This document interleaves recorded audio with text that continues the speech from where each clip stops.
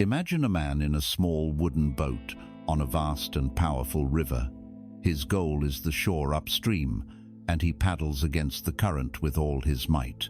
His muscles burn, sweat stings his eyes, and his breath comes in ragged gasps.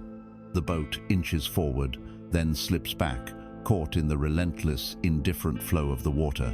He is exhausted, frustrated, trapped in a struggle he cannot win. This image, this desperate fight against an overwhelming force, is a reflection of a life lived against its own current. It is the story of modern existence for so many of us. We are taught to take the paddle, to steer our lives with absolute control. We map out our careers, schedule our relationships, and optimize our time, believing that with enough effort, with enough force, we can command the river of life to bend to our will. We build our identities on this control, on our job titles, our achievements, our meticulously curated plans for the future. Yet, an undercurrent of anxiety persists. A quiet hum of exhaustion runs beneath the surface of our busiest days. A deep and unspoken disappointment whispers that no matter how hard we paddle, the peace we seek, the true contentment we crave, remains just out of reach, forever upstream. We are fighting the river, and the river is always stronger. But what if the goal was never to conquer the river? What if the secret to navigation was not in fighting the current, but in understanding it? What if peace is found not in gripping the paddle tighter, but in gently letting it go? This is not a call to passive resignation or to be helplessly swept away by the tides of fate.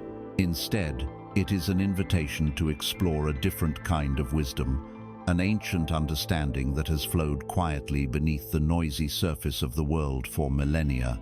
It is the wisdom of Buddhism, not as a doctrine to be memorized, but as a practical art, the art of releasing the unnecessary struggle, of finding freedom not in control, but in acceptance. It is the path to discovering that when we cease our fight against life, life itself begins to carry us with grace and ease toward a shore of profound and unshakable peace. This journey begins with a single courageous act, the willingness to let go.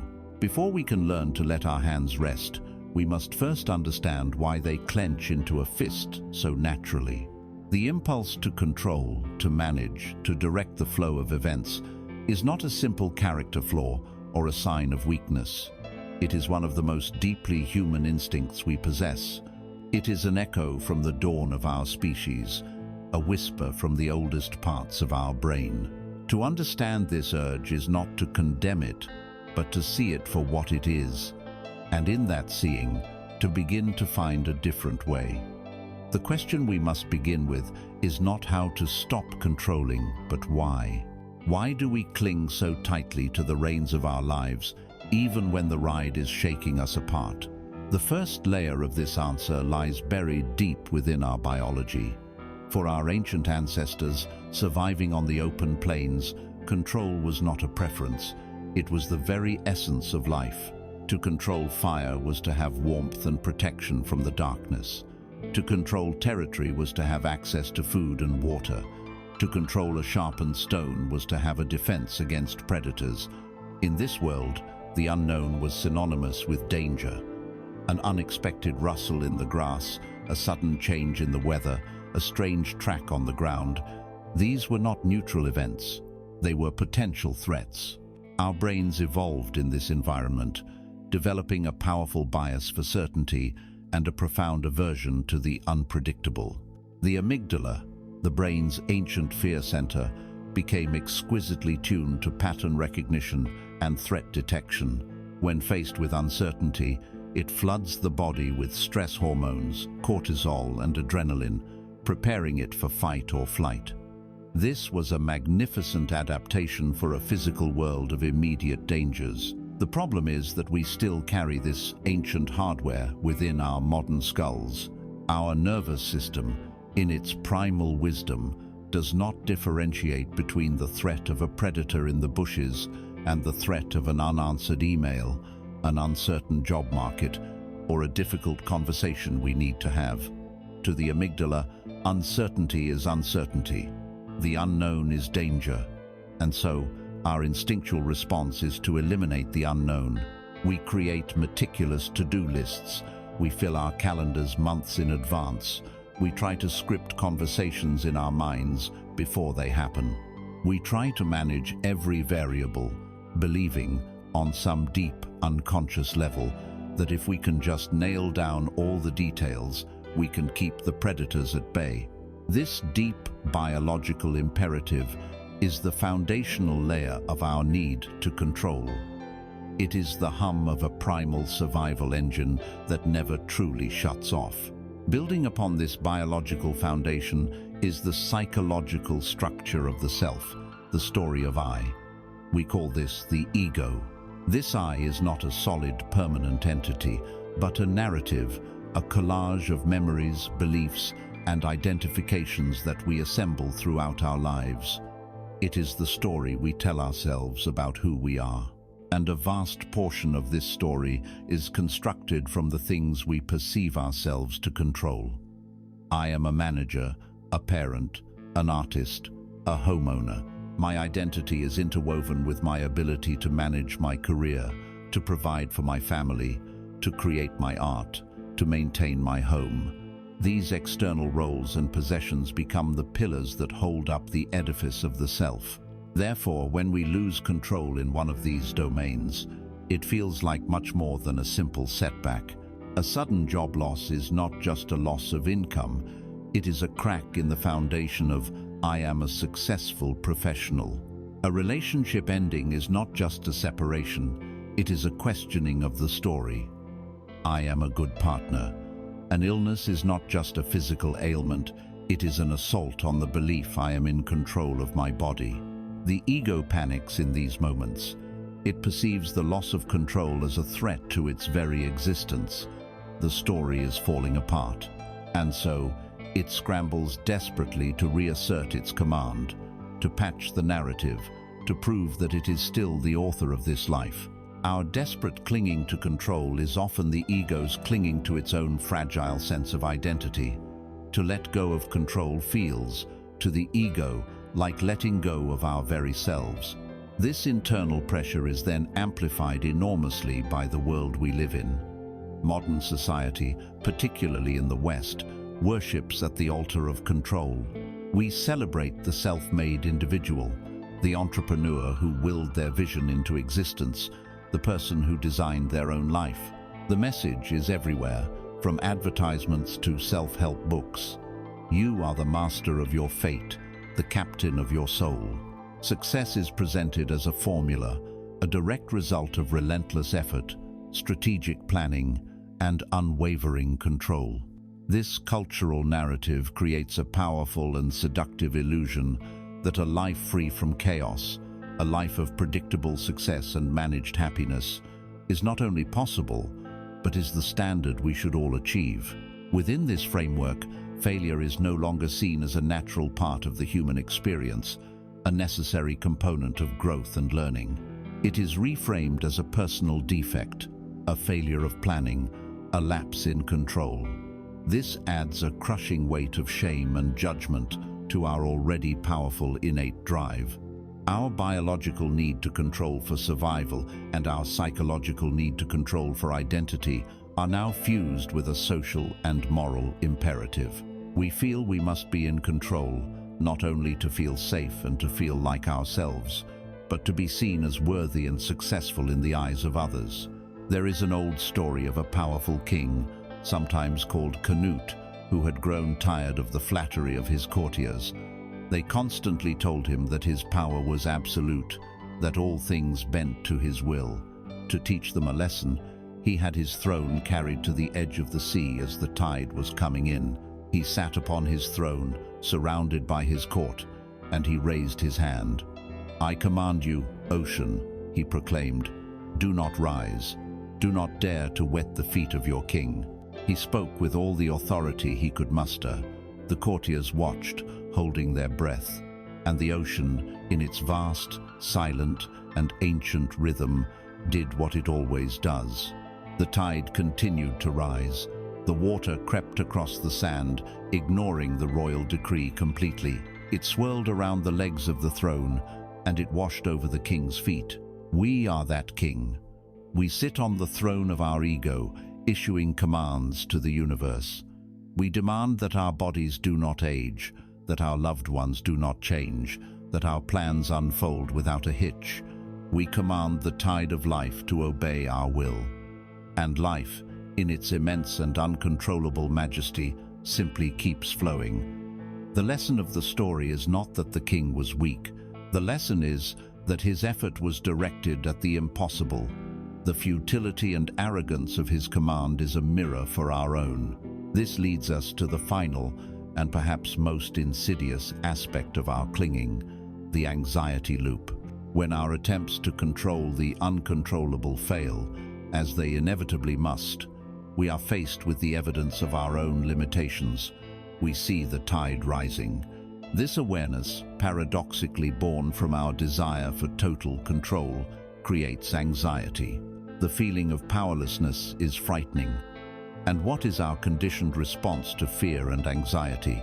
We try to control it. We double down. If the first wall didn't hold the tide back, we must build a bigger, stronger wall. We create more rigid plans. We worry more intensely. We micromanage with even greater fervor. But this only makes us more acutely aware of the vastness of what we cannot control. The more we try to manage every detail of a project, the more we notice the unpredictable actions of our colleagues. The more we try to safeguard our children's lives, the more we see the countless risks the world presents. This heightened awareness breeds even more anxiety, and this new anxiety demands even more control. It is a self-perpetuating cycle, a feedback loop that generates its own fuel. The grip tightens, the tension rises. The tighter we hold on, the more we feel everything slipping through our fingers. It is a prison built from the very tools we thought would bring us freedom. So we see that this clinging is not a simple choice. We are wired for it by biology, we are conditioned for it by our own sense of self, and we are pressured into it by the society we inhabit, all while being trapped in a cycle of anxiety that reinforces the very behavior that causes it. This constant state of striving, grasping, and resisting is exhausting. It is a fundamental dis-ease, a deep and pervasive friction between ourselves and the nature of reality.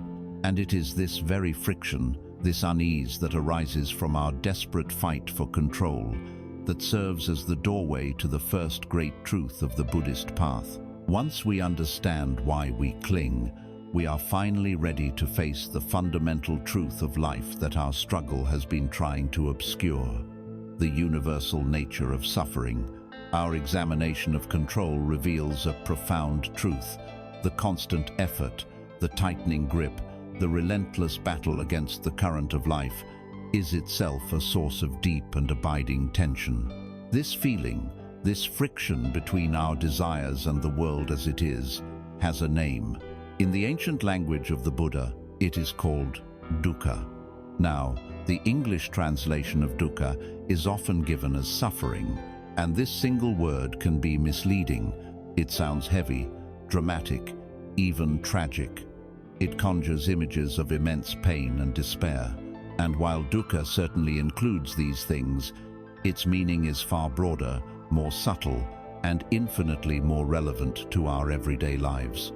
Think of it less as agony and more as a fundamental unsatisfactoriness. It is the subtle feeling that things are slightly out of joint, like a wheel that is just a little bit off-center, causing a constant, low-grade vibration on even the smoothest of roads. It is the friction of existence. To name this friction, to point to it and call it dukkha, is the first noble truth of Buddhism. This is not a pessimistic decree that life is nothing but misery. It is not a cynical worldview. It is a diagnosis. Imagine going to a wise and compassionate physician after years of feeling unwell. The physician, after a careful examination, looks at you and says, "There is an illness present. This is not bad news." It is the most hopeful news imaginable, because a diagnosis is the essential first step toward a cure. You cannot heal an illness you refuse to acknowledge. In the same way, the Buddha's first teaching is not meant to dishearten us. It is meant to empower us. It is a courageous, clear-eyed, and compassionate look at the universal human condition, offered so that we may begin the path to true and lasting well-being. To understand dukkha, we must look at its three distinct forms, each of which we experience constantly in our modern lives. The first type is the most obvious, the dukkha of pain, or what can be called the suffering of suffering. This is the clear, undeniable pain that life inevitably brings. It is the throb of a migraine, the chronic ache in your back, the sharp sting of a paper cut. It is the profound grief that hollows you out when you lose someone you love. It is the heartbreak of a relationship ending, the humiliation of being rejected, the fear that comes with a frightening medical diagnosis. It is the anxiety of losing a job, the stress of financial insecurity, the raw pain of seeing someone you care about in distress. This form of dukkha needs little explanation, for it is universal. No amount of wealth, power, or control can build a wall high enough to keep this reality out forever. It is the raw, unvarnished ouch of life, a direct experience that unites every human being across time and culture. We all know this pain. The second form of dukkha is more subtle, and it speaks directly to our struggle with control. It is the suffering of change. This is the unease that arises from the fact that our happiness is tied to pleasant conditions, and all conditions are impermanent. This is the pain of things ending. Think of the last day of a perfect vacation. The sun is shining, the scenery is beautiful, but a small shadow looms in the back of your mind. This will be over tomorrow. That shadow, that subtle clinging to the pleasant moment and the fear of its passing, is the suffering of change. It is the bittersweet ache of watching your children grow up, cherishing their new independence, while simultaneously mourning the loss of the little person who once held your hand so tightly. It is the experience of reaching a peak in your career, a moment of triumph that is immediately followed by the quiet anxiety of how can I maintain this, or what comes next. This form of dukkha is woven into the very fabric of our joyful moments. We taste a delicious meal, and halfway through, we are already a little sad that it will be over soon. We fall in love, and in the midst of our bliss, a tiny, fearful voice might whisper, "What if this doesn't last?" We cling to youth, to health, to happy moments, trying to freeze them in time, to make them permanent fixtures in our lives. But life is a river, not a statue. Our resistance to this flow, our attachment to pleasant states, and our desperate attempts to prevent them from changing is a primary source of our anxiety. The suffering is not inherent in the joy itself, but in our frantic attempt to possess it, to fossilize a living, breathing experience. The third and most profound form of dukkha is the suffering of conditioned existence. This is the most difficult to see because it is the very water we swim in. It is the background hum of dissatisfaction that is present even when there is no obvious pain and when no pleasant experience is ending. It is a fundamental sense of incompleteness, a persistent restlessness, the feeling that something is missing, even when, by all external measures, our lives are good. This is the vague, unnamed anxiety that creeps in on a quiet Sunday afternoon, what some call the Sunday scaries. It is the profound sense of anticlimax after achieving a lifelong goal. You get the degree, you buy the house, you land the dream job, and after the initial excitement fades, you find yourself standing there thinking, "Is this it? I'm still just me." This is the restlessness that has us compulsively reaching for our phones, scrolling endlessly through social media feeds, seeking any distraction to avoid the discomfort of simply being still with ourselves. It is the low-grade anxiety that arises from comparison, the feeling of inadequacy that comes from viewing the curated highlight reels of other people's lives. We feel we are not enough, not doing enough, not having enough. This is Sankhara Dukkha. It arises from the very nature of being a constructed self. It is the friction generated by a separate, fragile ego trying to find solid ground in a world that is fundamentally fluid, interconnected, and constantly changing. It is the inherent stress of having to maintain and defend the story of me every single day. This is the deep, existential unease that our obsession with control is ultimately trying to solve and always failing to. There is a powerful story that illustrates the transformative power of recognizing dukkha, particularly its universality. A young woman named Kisa Gotami lived happily with her husband and their infant son. One day, tragedy struck, and the child died. Consumed by a grief so powerful it bordered on madness, Kisa Gotami refused to accept his death. She clutched the tiny, lifeless body to her chest and went from house to house, begging for a medicine that could bring her son back. Some people mocked her, others turned away in pity, but no one could help. Finally, she came across a wise man who saw that her mind was unhinged by sorrow. He told her, "I cannot give you medicine for your child, but I know a physician who can. Go to the Buddha." Kisa Gotami went to the Buddha, presented the body of her son, and pleaded for a cure. The Buddha looked at her with immense compassion and said, "There is only one way to heal your sorrow. You must go into the village and bring me back a single mustard seed. But it must be taken from a house where no one has ever lost a child, a husband, a parent, or a friend." Filled with a desperate hope, Kisa Gotami began her quest. At the first house, a kind woman said, "Of course, I will give you a mustard seed." But when Kisa Gotami asked if death had ever visited the home, the woman's face fell. "The living are few," she said, "but the dead are many. Do not remind me of my deepest grief." At the next house, and the next, and the next, the story was the same. Everyone was willing to share what they had, but every single family had been touched by loss. One had lost a parent, another a sibling, another a spouse. As the sun began to set, the truth dawned on Kisa Gotami. She had not found the magical mustard seed, but she had found something far more profound. Her sorrow, which she thought was uniquely and unbearably hers, was not hers alone. It was the sorrow of all humanity. It was the shared, universal experience of loss and pain. In that moment of profound realization, her frantic clinging to her son's body subsided. The madness of her personal grief was transformed into a deep, compassionate understanding of the human condition. She understood dukkha, and in that understanding, she was able to gently lay her son's body down and begin her own journey of healing. Kisa Gotami's story is our story. We all clutch our own private sorrows, believing our pain to be unique, our anxieties to be singular. The first noble truth invites us to do what she did, to look around and see that the condition of dukkha, in all its forms, is a shared reality. Acknowledging this is not an act of surrender to despair. It is an act of connection, of compassion, and of profound realism.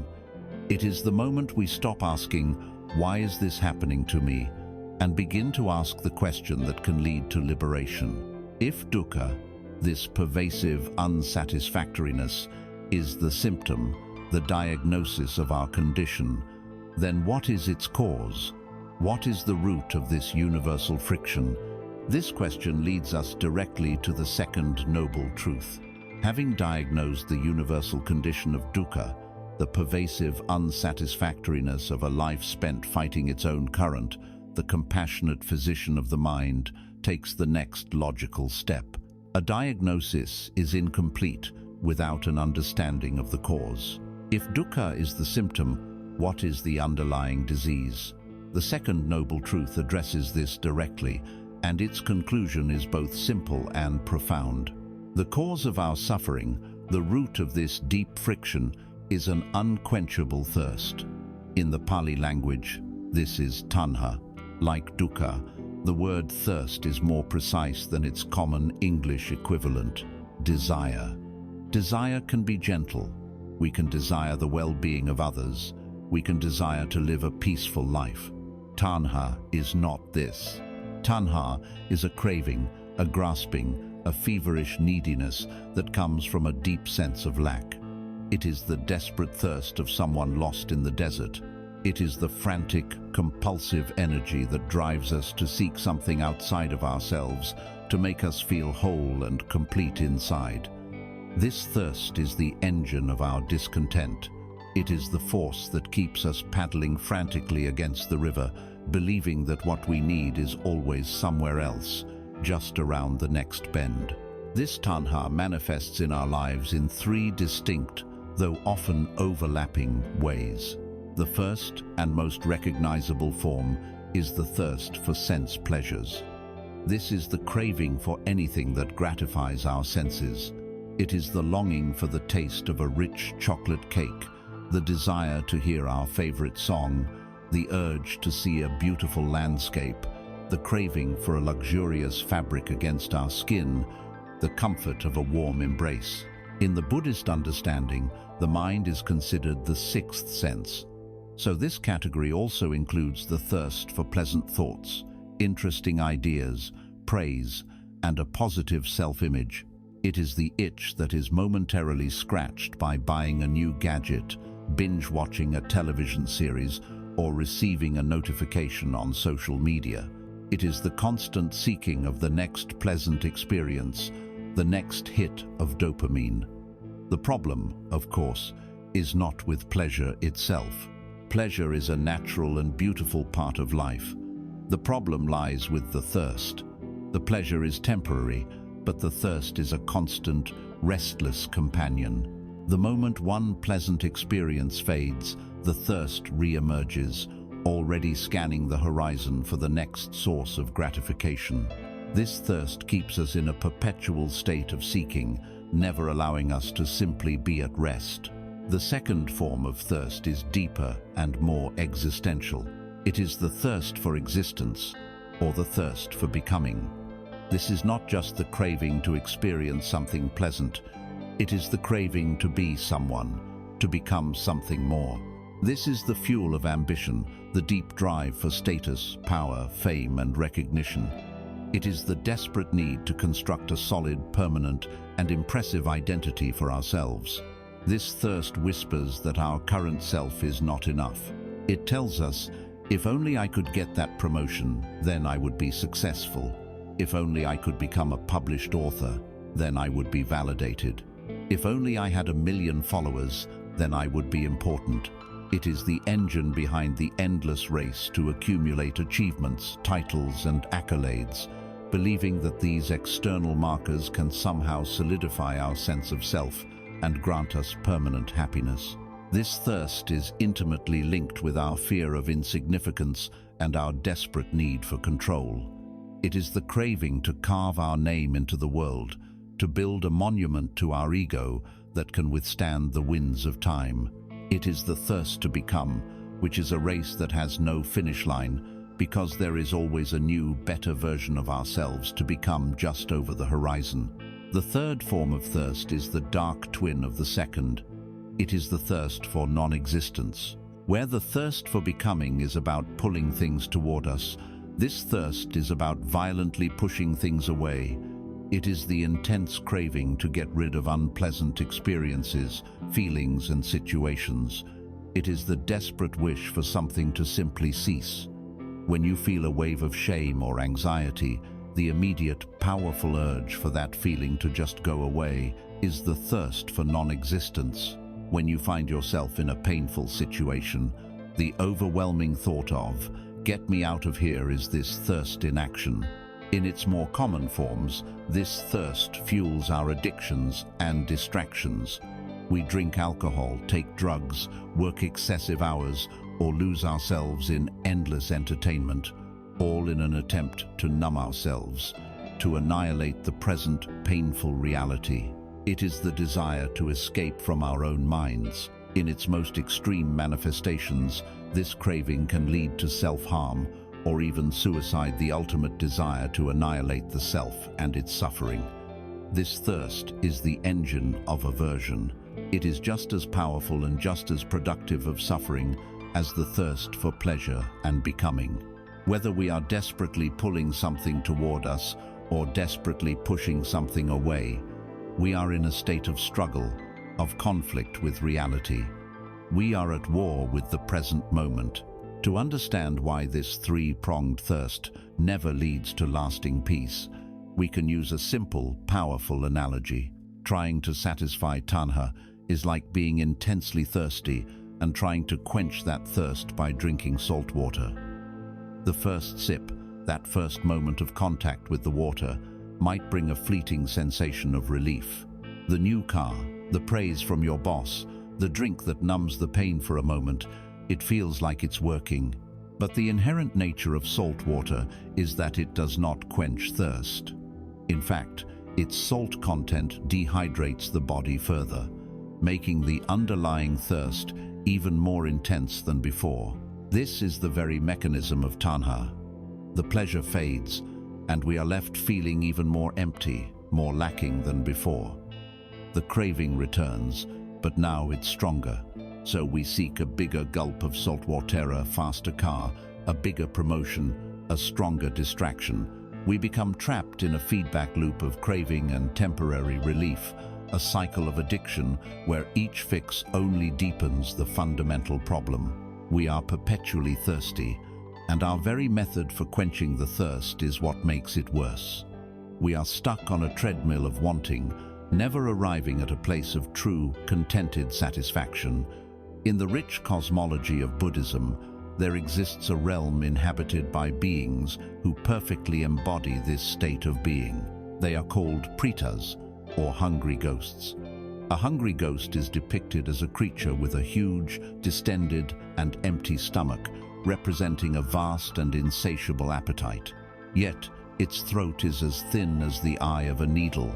It is surrounded by food and drink, but it can never consume enough to pass through its constricted throat to fill its cavernous belly.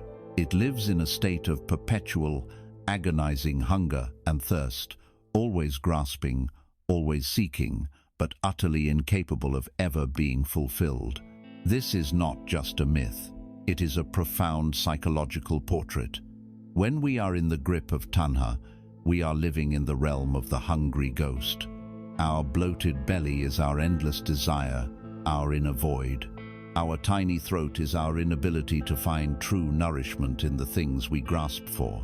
We live in a world of potential satisfaction, yet we are fundamentally starving. We have become hungry ghosts, haunted by our own insatiable cravings. And if we look around, we can see that our modern consumer society is, in many ways, a kingdom built for and by hungry ghosts. The entire engine of modern advertising is designed to manufacture and intensify tanha. Its fundamental purpose is to make you feel a sense of lack. It tells you, in subtle and overt ways, that you are not quite right as you are. You are not attractive enough, not successful enough, not happy enough. Your life is missing something. And then, it presents a product or an experience as the solution to that manufactured lack. It promises that this car, this phone, this vacation, this face cream will finally fill the void, quench the thirst, and make you whole. It is a system that methodically externalizes our sense of well-being, teaching us that happiness is something to be purchased, not cultivated. It places us on the saltwater treadmill and cheers us on as we run, because our perpetual thirst is what fuels the entire economy. So now we see the diagnosis and the cause. The friction and unsatisfactoriness of life, dukkha, is caused by this relentless, three-pronged thirst, tanha. It is a thirst for pleasure, a thirst to become, and a thirst to annihilate. It is a thirst that can never be quenched by the salt water of the world, a thirst that turns us into hungry ghosts in a society that encourages our endless hunger. We have identified the symptom and its root cause. This leads to the next crucial question on our path of understanding. This insatiable thirst is the action, But who is the actor? What is this I that is so desperately thirsty, so driven to grasp and to flee? This craving needs something to hold on to, a center around which it can revolve. Its primary object of clinging is our very sense of self. To understand how to let go of the thirst, we must first investigate the one who is supposedly doing the thirsting. And on this point, Buddhist wisdom offers its most revolutionary and liberating insight. We have followed the trail of our own discontent. We have seen that our underlying feeling of unsatisfactoriness, of dukkha, is caused by a relentless thirst, a deep and anxious craving we call tanha. This thirst drives us to grasp for pleasure, to strive to become someone permanent and important, and to flee from pain.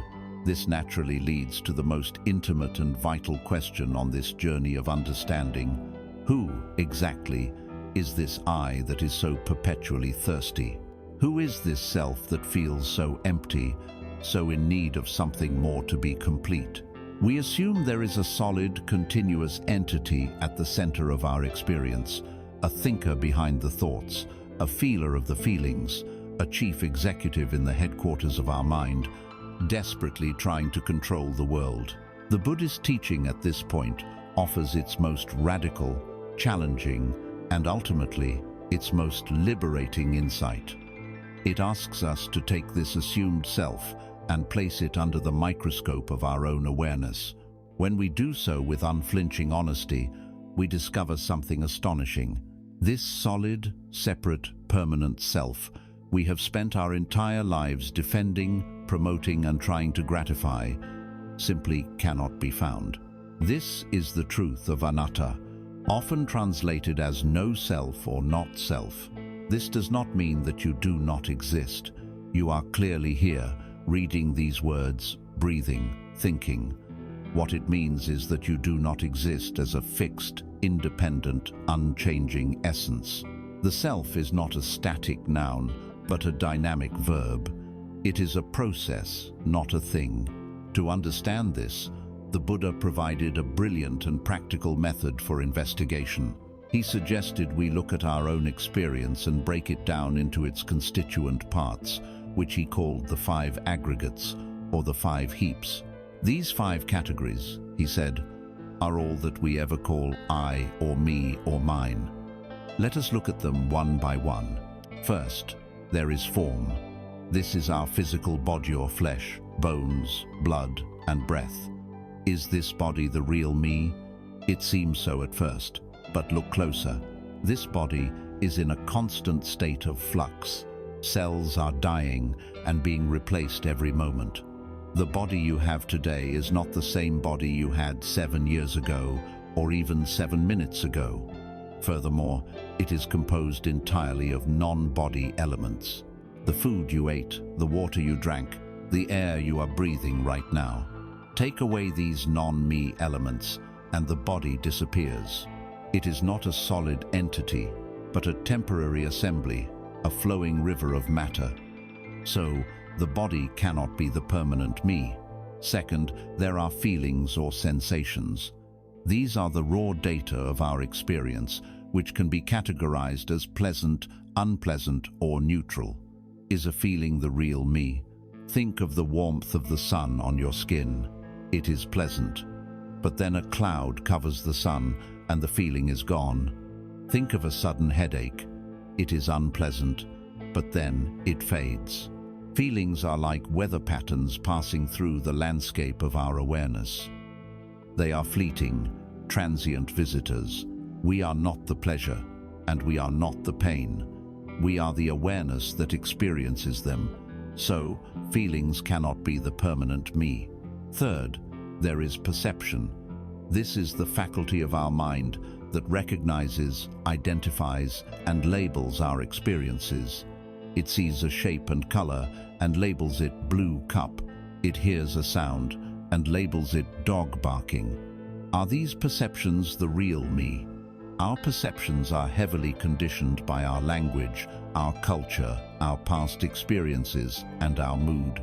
Two people can witness the exact same event and perceive it in radically different ways.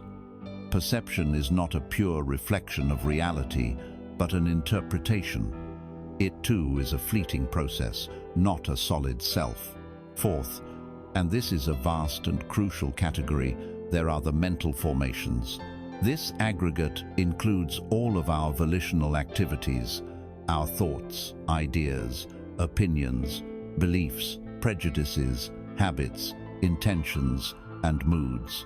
This is what we typically think of as our personality, our hopes, our fears, our ambition, our anger, our love. Surely this must be the real me. But again, let's investigate. Can you observe your own thoughts? You can watch a thought of anger arise, persist for a moment, and then fade away, replaced by another thought. If you are the one who is observing the thought, you cannot be the thought itself. Thoughts are events in the mind, not the mind's essential nature. Our opinions change, our moods swing, our beliefs evolve. These mental formations are the busiest and most turbulent of all the aggregates, but they are no more solid or permanent than a cloud passing in the sky. Finally, there is consciousness. This can be understood as the raw faculty of knowing, the light of awareness that makes all the other experiences possible. There is eye consciousness, which knows sights. There is ear consciousness, which knows sounds. There is mind consciousness, which knows thoughts and feelings. Is this core awareness the real me, the soul? The Buddhist analysis says that even consciousness is not a monolithic, independent entity. It is dependent. It arises only in relationship to an object. Eye consciousness cannot arise without an eye and a visible form. Mind consciousness cannot arise without a mental object. It is not a continuous singular light, but more like a series of rapid sparks, arising and ceasing moment by moment with each new experience. After this exhaustive analysis, looking through all the components that make up our being, the conclusion is clear. We cannot find a permanent, unchanging, independent CEO in charge. The self is nowhere to be found. There is a famous dialogue from a Buddhist text that perfectly illustrates this. A wise monk named Nagasena met with the Greek king Melinda. The king, a formidable debater, asked the monk his name. Nagasena replied that he was known as Nagasena, but that this was merely a designation, a convenient name, and that no permanent person could be found. The king was amused and challenged him. Pointing to the monk's chariot nearby, he asked, "Reverend sir, what is this chariot? Are the wheels the chariot? Is the axle the chariot? Are the reins or the frame the chariot?" To each question, Nagasena calmly answered, "No, your majesty." The king then declared, "Then you are lying. There is no chariot." Nagasena then turned the question back on the king. He asked, "Your majesty, what then is the chariot? Is it the simple combination of all these parts?" The king had to agree that chariot was simply the name he gave to the collection of wheels, axle, and frame when they were assembled and functioning together. Nagasena smiled. "It is exactly the same with me," he said. Nagasena is a convenient label, a convention we use to refer to the temporary collection of form, feelings, perceptions, mental formations, and consciousness. In the ultimate sense, there is no permanent person here. Just like the chariot, our self is a working arrangement of parts. It's a convention, a useful label. But when we go looking for the driver of the chariot, the core essence of the self, we find only the interacting parts. The controller is a ghost. The practical application of this insight is revolutionary. The next time a strong emotion arises, such as anxiety, instead of saying, "I am anxious," try observing it as, "There is a feeling of anxiety present." This small shift in language creates a profound shift in perspective. It creates a space between you and the emotion. You are no longer identifying with it. It is just weather passing through. This brings us to the immense liberation of anatta. If there is no solid, permanent self to defend, the great burden of life begins to lift. Think of how much energy we expend every day polishing and protecting our ego. We defend our opinions as if they were our life. We fear criticism because it feels like a personal attack. We are terrified of failure because we see it as a final verdict on our worth. But when you see the self as a fluid process, what is there to defend? An opinion is just a passing thought. Criticism is just another person's perception. Failure is just an outcome, a piece of data from which to learn, not a permanent stain on your soul. When there is no fixed self to protect, we become lighter, more flexible, and more resilient. We are more willing to be vulnerable, to admit when we are wrong, to laugh at ourselves. And perhaps most importantly, this insight cultivates profound compassion. When we see that our own mind is just a collection of conditioned, impersonal processes, we can look at another person and see them in the same way. We see their anger, their greed, or their ignorance not as a flaw in their essential being, but as the result of their own causes and conditions, their own suffering. We stop taking things so personally. So, we began this inquiry looking for the I who was so thirsty. In its place, we have found not a void, but a process. Not an entity, but a dance. Not a thing, but an ever-changing, interdependent flow. This is the ultimate key to letting go. We let go of the impossible project of protecting and gratifying a phantom self. But this raises another question. If the self is not solid and permanent, what does that say about the rest of the world? The truth of no self is built upon an even more foundational observation about the nature of reality. If the self is not fixed, then neither is anything else. This brings us to one of the most important pillars of letting go, the wisdom of impermanence. Our journey into the nature of the self has led us to a startling conclusion. When we search for a solid, permanent I at the center of our being, we find only a dynamic, ever-changing process, a temporary arrangement of parts we call the five aggregates. The reason we cannot find a fixed self is rooted in a much larger, more universal law. The self is not fixed because it exists in a universe where nothing is fixed. This is the truth of anicca, the Pali word for impermanence. It is the foundational principle that governs all of existence, from the life of a star to the duration of a single thought. To understand anicca is to understand the fundamental rhythm of reality. Look anywhere, and you will see it. Look to the cosmos, and you see stars being born in fiery nebulae and dying in colossal explosions. Their elements scattered into space to form new stars, new planets, and new forms of life. You see galaxies in a slow-motion dance, colliding and merging over billions of years. The universe is not a static photograph. It is a film, and every frame is different from the last. Look at our own planet. The mountains, which seem to be symbols of permanence, are slowly but surely being ground down by wind and rain, while new ones are pushed up by the tectonic plates beneath our feet. The seasons turn in their endless cycle, a powerful and constant reminder that nothing stays the same.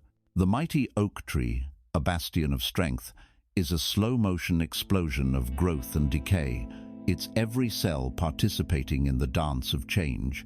Now, look at your own body. It is a waterfall of impermanence.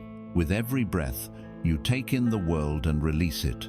Your heart beats in a constant rhythm, each beat a moment that will never come again. The cells in your body are constantly dying and being renewed. You are aging every second of every day. The face that looks back at you from the mirror is not the same face that was there a decade ago, or even a year ago.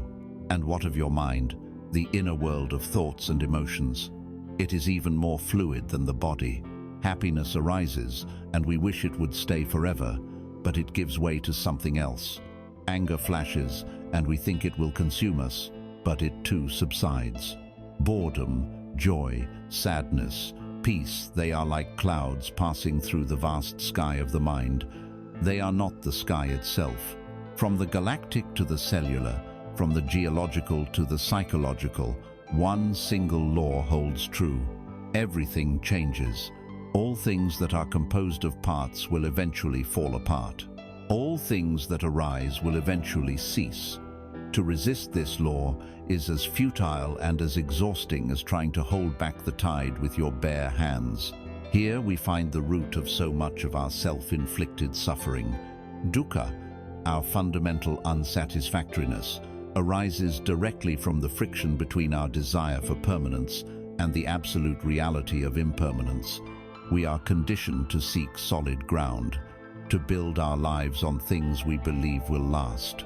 We crave permanent security in our finances, permanent love in our relationships, permanent youth and health in our bodies, permanent happiness in our minds.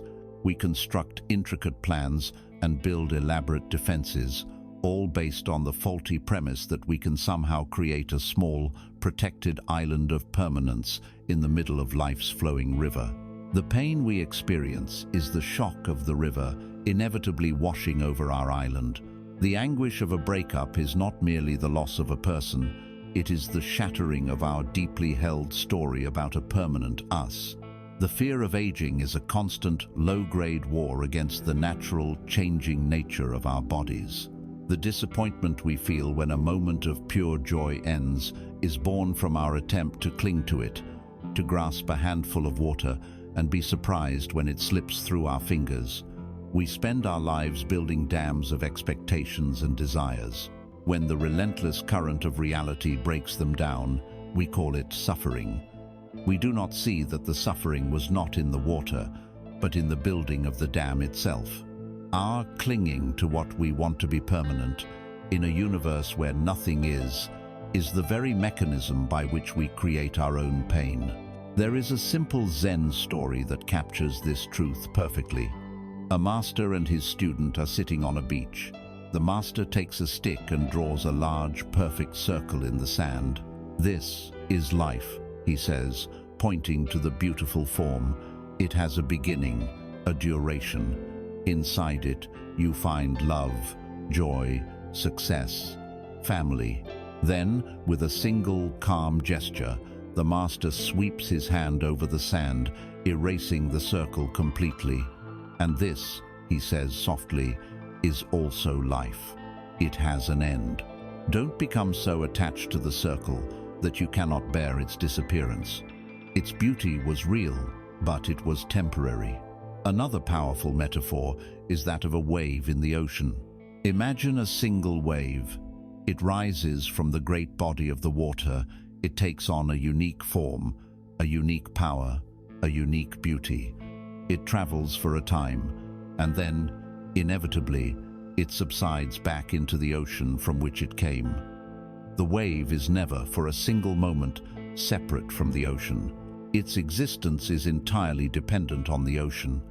If the wave were to develop an ego, a sense of being a separate self, it would live in constant terror of its own end. The moment it subsides, it would call death. But if the wave realizes its true nature, that it is not a separate thing, but simply the ocean itself taking on a temporary form, then all fear vanishes. What is there to fear? It is simply returning to its own true nature. We are like that wave. We rise from the great ocean of being, take on a temporary form we call a life, and then we subside. Our fear, our clinging, comes from the mistaken belief that we are the wave, separate and alone. Peace comes from realizing that we are, and always have been, the ocean. When we can begin to see impermanence not as a threat, but as a neutral, universal law, we can discover its hidden beauty and its profound gifts. Anicca is not a curse. It is a blessing in disguise. First, it is what makes every moment of our lives infinitely precious. If you could have your favorite food for every meal, every day, forever, it would soon become a source of misery. If your favorite song played on a continuous loop, it would become a form of torture. It is the limited nature of pleasant experiences that makes them so sweet. Because this moment will never come again, It is worthy of our full attention and appreciation. Impermanence is what gives life its texture, its poignancy, and its value. Second, impermanence is the absolute precondition for all growth, healing, and transformation. If things were permanent, nothing could ever change. A seed could never become a tree. An acorn would remain an acorn for all eternity. A mistake would be a permanent stain on our character, with no possibility of learning or moving on. We would be frozen in our current state, with all our flaws and limitations, forever. It is the law of change that allows us to develop, to learn from our past, and to become wiser and more compassionate. Impermanence is the engine of all progress and the very possibility of liberation. Finally, impermanence is the foundation of forgiveness. Because people are not fixed entities, we can forgive them for their past actions. They are not the same person they were a year ago, or even yesterday. And just as importantly, we can forgive ourselves. We are not eternally defined by our worst moments. That self who made that mistake is gone, flowed down the river of time. Today, we are a new process, a new confluence of causes and conditions, with the opportunity to make a new choice. Anicca grants us the grace of infinite new beginnings. To truly accept impermanence is to stop fighting the river. It is to learn to move with the current, to develop a sense of grace and ease as we navigate the inevitable twists and turns. We can finally appreciate the beauty of the circle in the sand, even knowing it will be erased.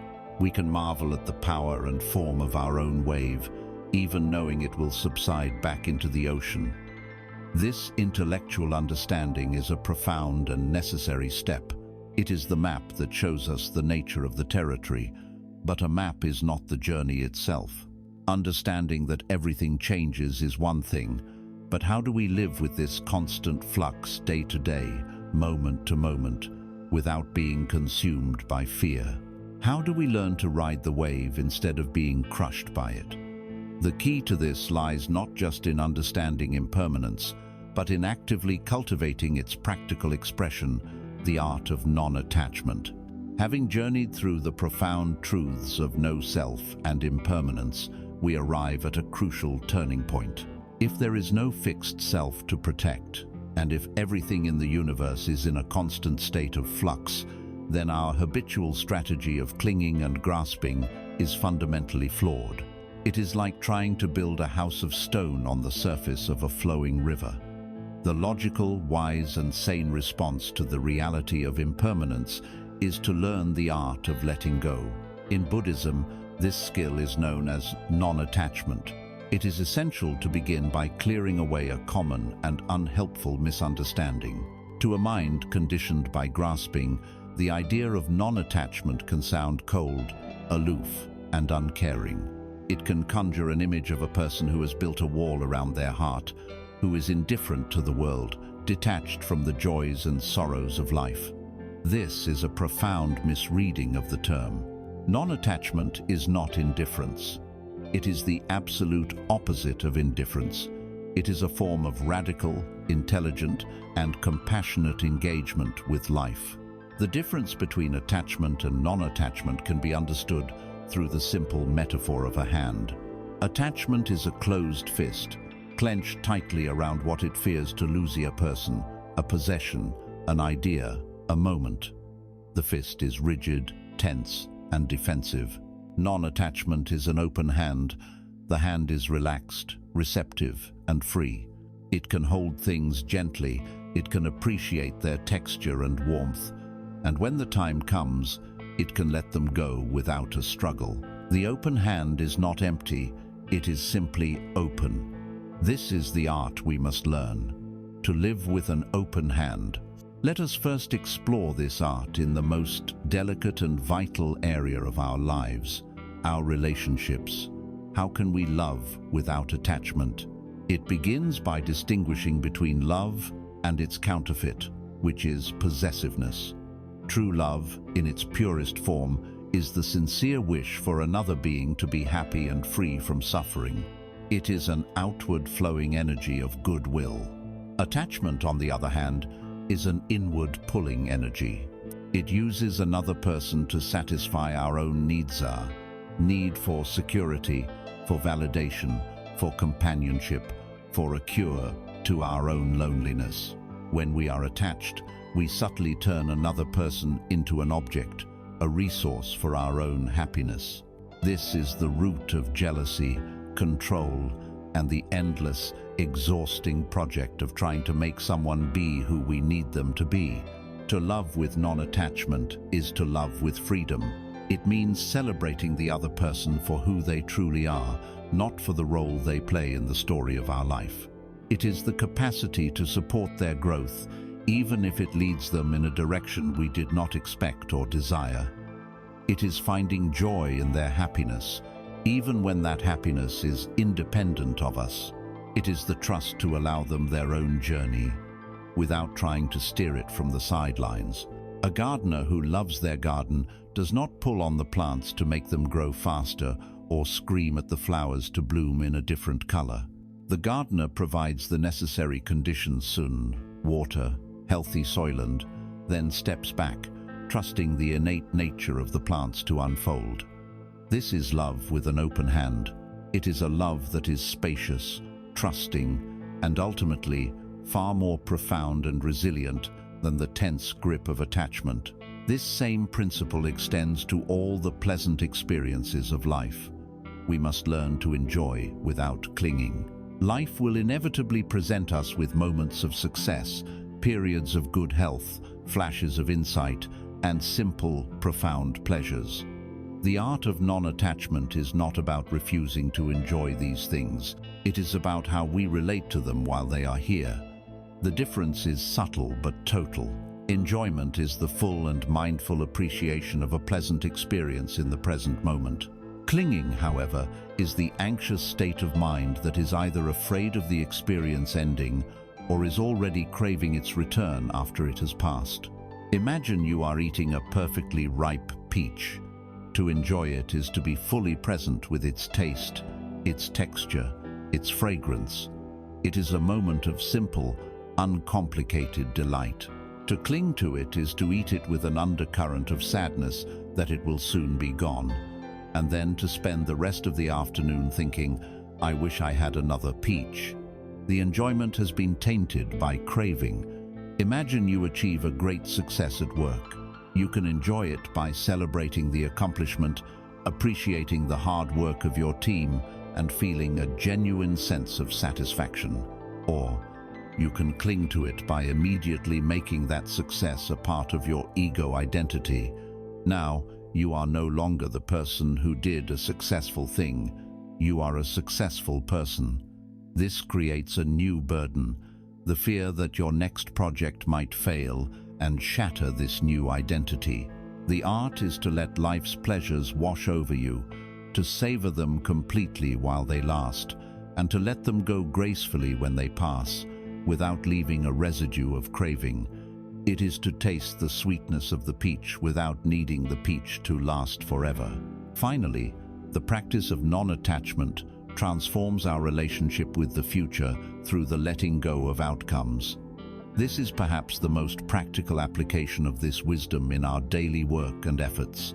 The key here is to understand the difference between intention and expectation. To act with non-attachment is to put your entire heart and your fullest effort into your actions, guided by a clear and wholesome intention, while simultaneously releasing your emotional grip on the result. This is because the outcome of any action is never entirely in our control. It is subject to a near infinite number of other causes and conditions. Your role is to plant the seed to the best of your ability. You choose healthy soil, you plant it at the right depth, you provide water and care. That is your work.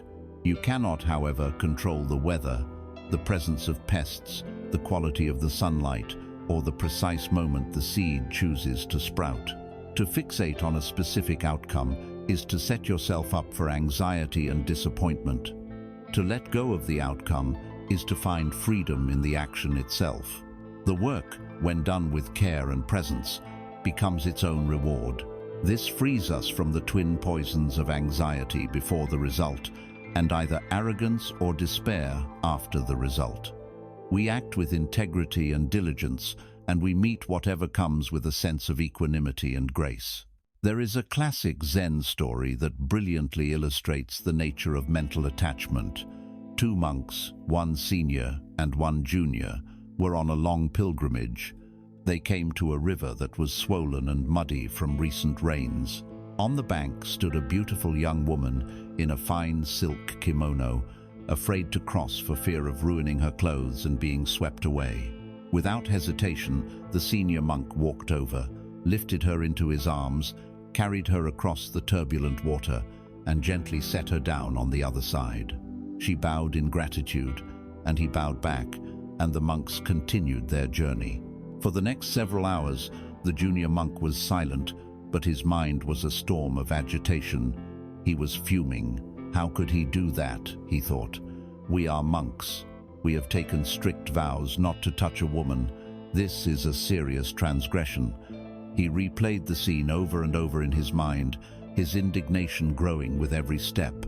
Finally, as they neared their destination for the evening, he could not contain himself any longer. He burst out, "Brother, I have to say something. I am appalled by your behavior at the river. How could you break our sacred vows and carry that woman?" The senior monk looked at his companion, his expression calm and gentle. He replied softly, "Brother, I left that woman on the riverbank hours ago. Are you still carrying her?" This story reveals everything. The senior monk performed a physical act driven by simple compassion and then let it go completely. His mind was free. The junior monk performed no physical act, but he clung to the idea, the judgment, the story of the event for hours.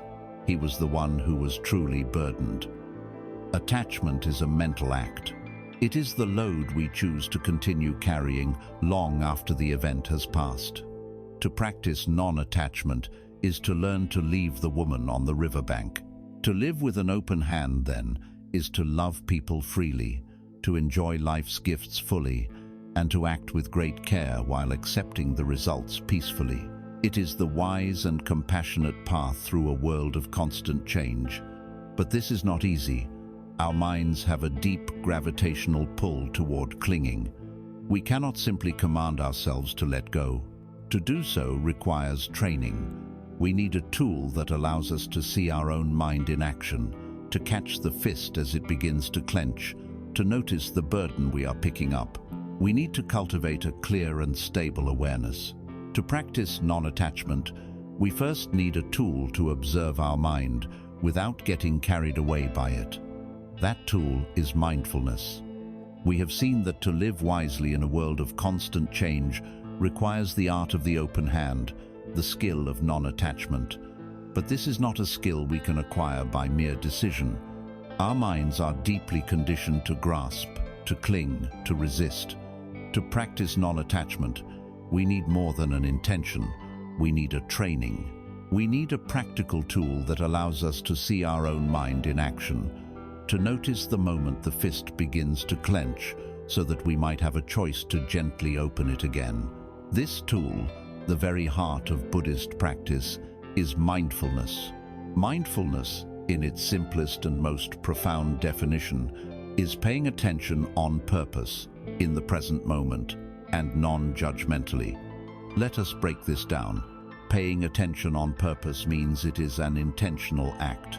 We are choosing where to place the light of our awareness, rather than letting it be scattered and pulled in 1,000 different directions by external distractions and internal chatter. In the present moment is the crucial element. The past is gone. It exists only as a memory, which is a thought happening now. The future has not yet arrived. It exists only as an image in our imagination, which is also a thought happening now. The only time we are ever truly alive, the only place where life actually unfolds, is in this very moment.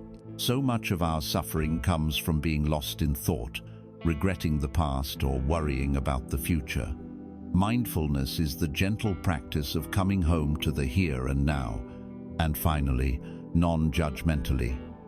This is perhaps the most important and most healing part of the practice. It means we observe our experience, whatever it may be, with a quality of kindness and acceptance. We are not trying to fix ourselves or get rid of bad thoughts. We are simply learning to be with ourselves as we are. So how do we begin this training? The method is beautifully simple and accessible to everyone. It begins with the breath. The breath is the perfect anchor for our attention. It is always with us, from the moment we are born to the moment we die. It is always happening in the present moment. You cannot breathe in the past or in the future. And it is a neutral process, a natural rhythm of the body. To begin, you don't need a special cushion, incense, or a silent mountain cave. You can do this right now, sitting in your chair. Simply find a posture that is comfortable, one that embodies a sense of dignity and ease. You can close your eyes gently or lower your gaze, and then simply bring your attention to the feeling of your own breath. You might notice it at the tip of your nostrils, feeling the cool air enter and the warm air leave.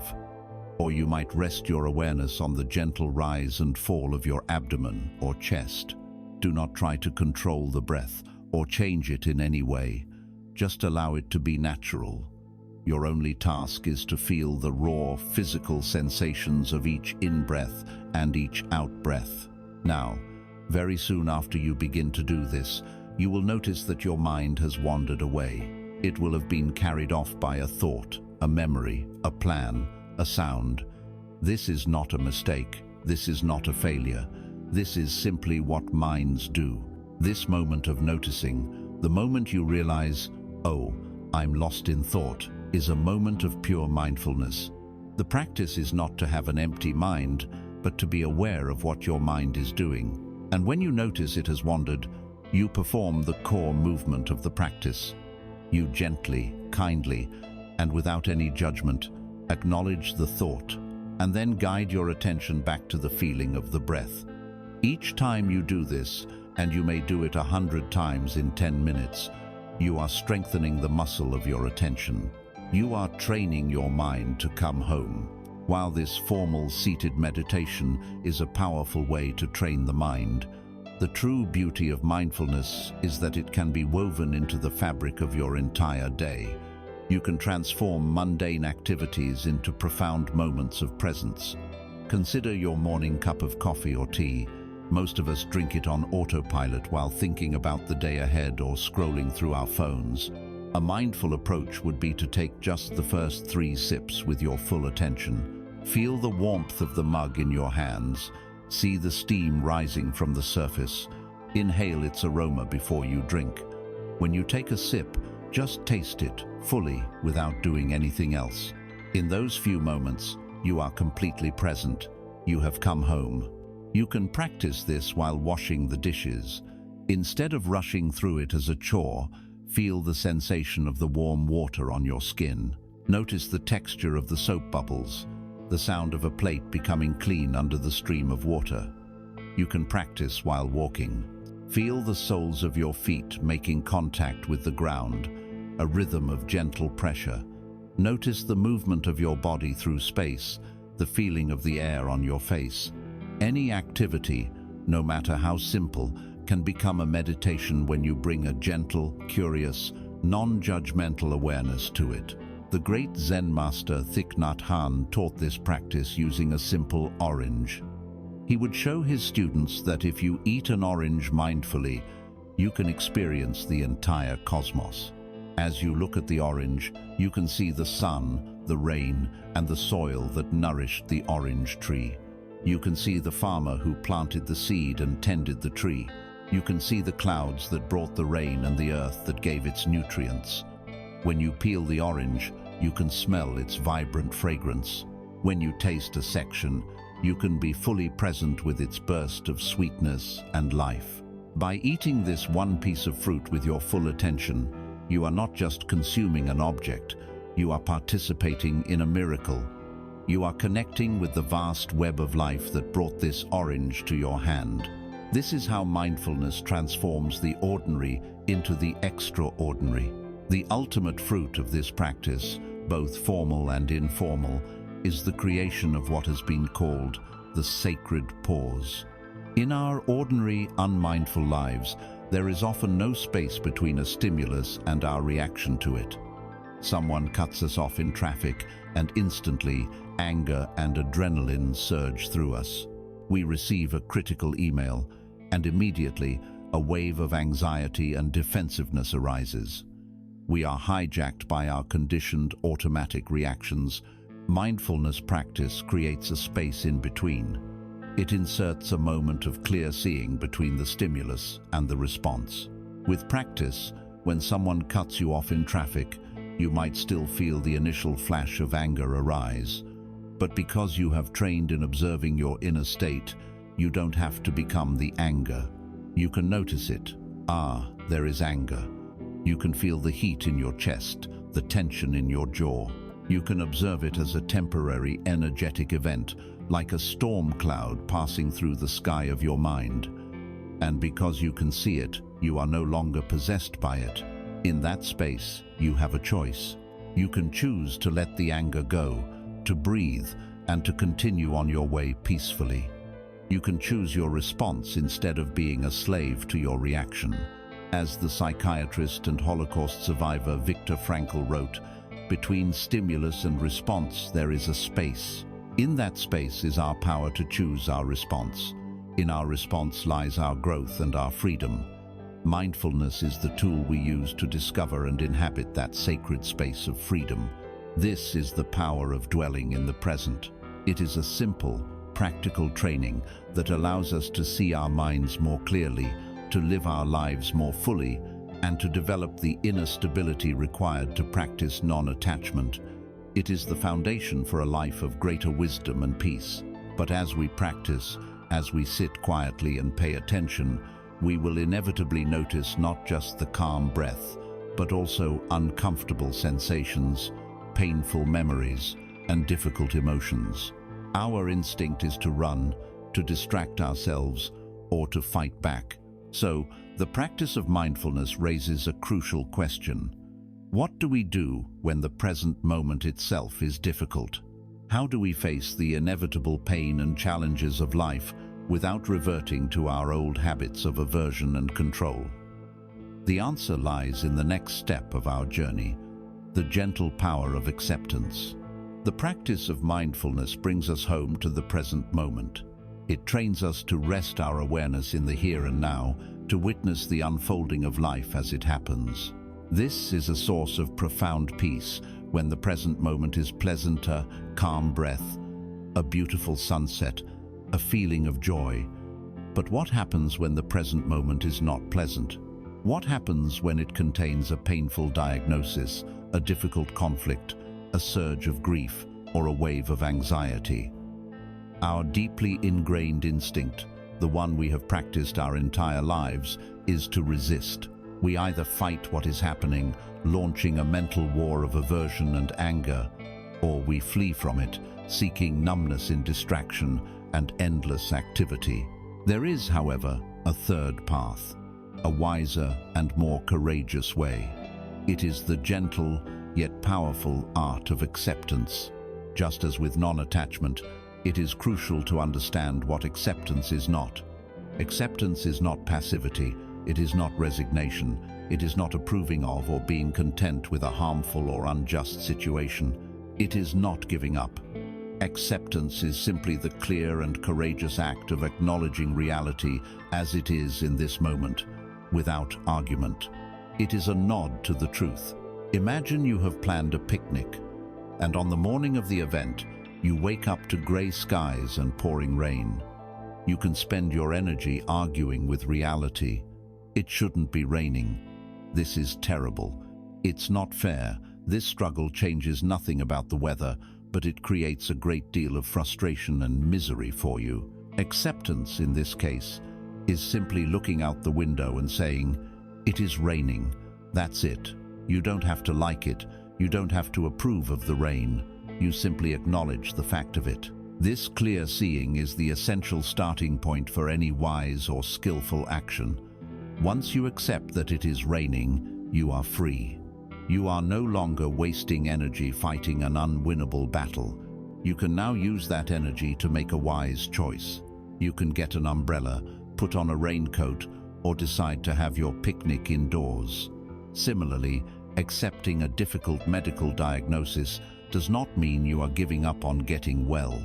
It means you are starting from a place of clear reality, from which you can now explore treatments, make lifestyle changes, and navigate your situation with wisdom and strength. Acceptance is the firm, solid ground upon which all effective action must be built. Without it, we are just slipping in the mud of our own resistance. The teacher Byron Katie summarized this truth with a powerful and elegant statement. When I argue with reality, I lose but only 100% of the time. This argument with reality is the source of the vast majority of our mental suffering. It is the voice in our head that plays a constant loop of, "This shouldn't be happening, he should have been nicer, I shouldn't feel this anxious, life should be easier." This internal argument is what creates a second layer of suffering on top of the first. The first layer is the primary pain of life itself, the inevitable sickness, loss, and disappointment. This is difficult enough, but the second layer is the suffering we add ourselves through our mental and emotional resistance to the first. It is the tension, the bitterness, the rage, the despair we generate by insisting that reality be other than it is. Acceptance is the practice of letting go of that second layer. It doesn't necessarily remove the primary pain, but it frees us from the exhausting, self-inflicted torture of our own resistance. There is a classic Zen parable that beautifully illustrates how our suffering arises not from events themselves, but from our stories about them. A man was rowing his boat upstream on a misty morning. He was feeling centered and peaceful, enjoying the quiet solitude. Suddenly, with a loud thud, another boat crashed into his, jarring him from his meditative calm. A surge of hot anger coursed through him. He opened his mouth to shout, to curse the careless fool who had so rudely interrupted his peace and damaged his boat. He was filled with righteous indignation, but as he turned to direct his fury at the other rower, the mist cleared slightly, and he saw that the other boat was empty. It must have broken free from its moorings upstream and drifted down the current. In that instant, his anger vanished completely. There was no one to blame. There was no malicious intent. It was just an event, a thing that had happened. The collision was the same. The damage to his boat was the same. So what had changed? The only thing that changed was his story. His anger was not caused by the collision itself. It was caused entirely by his assumption that someone had deliberately and carelessly wronged him. When he saw the boat was empty, his argument with reality ceased, and his peace returned. So much of our emotional turmoil in life is a result of shouting at empty boats. We suffer because we superimpose our expectations, our interpretations, and our stories onto neutral events. Acceptance is the wisdom of seeing the empty boat.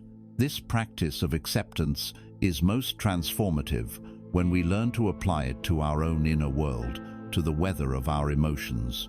Most of us are taught from a young age that some emotions are good like happiness, joy, and excitement, and others are bad like sadness, anger, and fear. We spend our lives chasing the good emotions and trying to suppress, deny, or escape the bad ones. This creates a state of constant civil war within our own hearts. From a mindfulness perspective, emotions are not good or bad.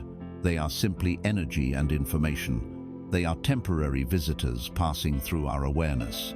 Acceptance means learning to be a gracious host to all of them. When a difficult emotion like sadness arises, instead of immediately trying to cheer yourself up or distract yourself, you can try this simple practice. First, just recognize it. Mentally whisper, "Ah, sadness is here." Naming it takes away much of its power. Second, allow it. Give it permission to exist. Stop fighting it.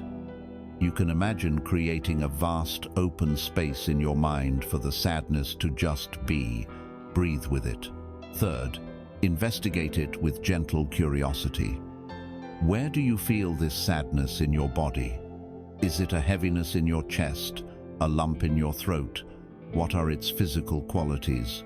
By shifting your attention to the raw sensations, you move from being consumed by the story of sadness to being a calm observer of its energy. And finally, nurture yourself. Place a hand over your heart. Offer yourself a gesture of kindness. You might say to yourself, "This is a moment of pain. It is okay to feel this way. May I be gentle with myself." This practice of turning towards our difficult emotions with gentle acceptance, rather than turning away in fear, is the key to emotional resilience and inner peace. We stop being at war with ourselves and learn to become our own compassionate friend. Through this practice, we come to see that acceptance is not a passive surrender. It is a courageous, engaged, and profoundly healing yes to the reality of the present moment, both inside and out. It is the wisdom to stop shouting at the rain, to see the empty boat, and to hold our own joys and sorrows with a spacious and gentle heart. This is how we dissolve the layers of suffering that we add to life's inherent difficulties. We have now explored how to accept impersonal events and our own inner states, but this leads to what is often the greatest challenge of all. Accepting our own reality is one thing, but how do we extend that acceptance to other people and the world around us, especially when their actions are confusing, frustrating, or hurtful? How do we open our hands to the complex and often difficult reality of our shared human experience? The path of letting go has led us to a place of clear seeing. Through mindfulness, we learn to be present with our reality. Through acceptance, we learn to stop arguing with it.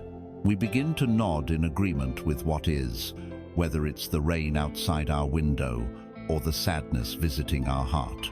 As we become more accustomed to seeing reality clearly, a natural question arises from the depths of our being. Faced with the undeniable truth of suffering our own and that of the world, what is the appropriate response of the human heart? The answer offered by the world's wisdom traditions and articulated with profound clarity in Buddhism is karuna. This is the word for compassion. Compassion is more than just pity, which often looks down from a position of superiority. It is more than just empathy, which is the simple ability to feel what another feels. Karuna is the active trembling of the heart in the face of pain, combined with the sincere and powerful wish to see that pain relieved. It is the heart's intelligent and tender response to the reality of dukkha. When we see a splinter in someone's hand, pity says, "Oh, that's a shame." Empathy says, "Ouch, I feel that pain." Compassion says, "Let me help you get a pair of tweezers." It is acceptance mobilized by love. It is the warmth that begins to melt the ice of separation between ourselves and others. Like all great inner work, the cultivation of compassion must begin at home. It must begin with ourselves. For many of us, this is the most difficult step. We are often more capable of offering kindness to a stranger than to our own stumbling, imperfect selves. Within our minds lives a harsh inner critic, a relentless judge who keeps a detailed record of all our failures, shortcomings, and embarrassments. We would never dream of speaking to a dear friend the way this inner voice often speaks to us. When a friend makes a mistake, we offer comfort and perspective. When we make a mistake, we often unleash a torrent of self-recrimination. We cannot give to others what we do not possess ourselves. A well cannot offer water to the thirsty if it is dry. The practice of self-compassion is the process of filling our own well, so that our offering to the world comes from a place of abundance, not deficit. Self-compassion consists of three core elements. The first is simply self-kindness. It is the conscious decision to treat ourselves with the same warmth, care, and understanding that we would extend to someone we truly love. When you are feeling inadequate or have failed at something, instead of indulging the inner critic, you can pause, place a hand over your heart, and offer yourself words of kindness. This is really difficult right now. It's okay that I'm struggling. I'm doing the best I can. This simple act can radically shift your inner environment from one of hostility to one of friendship. The second element is a recognition of our common humanity. A primary function of the inner critic is to isolate us. It tells us, you are uniquely flawed. Everyone else has it together. This is a painful lie. The truth is that imperfection, failure, and difficulty are fundamental parts of the shared human experience. To be human is to be vulnerable and to make mistakes. When we can remember this, our personal suffering is transformed. It is no longer a sign of our personal defectiveness, but a doorway to connecting with all of humanity. Our pain becomes a bridge, not a wall. The third element is mindfulness itself. As we have seen, mindfulness allows us to hold our experiences in a spacious, non-judgmental awareness. This means we can be with our pain without being completely consumed by it. We don't have to suppress our difficult feelings, but we also don't have to over-identify with them. We can observe our sadness, our fear, or our shame with enough space to be able to respond with kindness. Self-compassion is learning to become our own best friend. From this foundation of self-compassion, we can then begin to extend that same quality of heart outward. This is a practice of perception. It is about learning to see the world, and especially other people, through the eyes of compassion. This becomes most crucial and most challenging when dealing with those who are difficult or who have hurt us. The core principle here is to understand that harmful actions almost always spring from a source of suffering or ignorance. People do not cause pain because they are fundamentally evil. They cause pain because they are themselves in pain, and they do not know a skillful way to deal with it. Their anger, their greed, their cruelty are the clumsy, tragic expressions of their own fear, their own craving, their own confusion. Think of an animal that has been cornered and abused. It may snarl and bite at anyone who approaches, not out of malice, but out of terror. Its aggression is a defense mechanism born of its own suffering. We can learn to see people in this same light. When someone acts toward us with anger or cruelty, we can practice looking behind the action. We can ask ourselves, what pain might this person be carrying?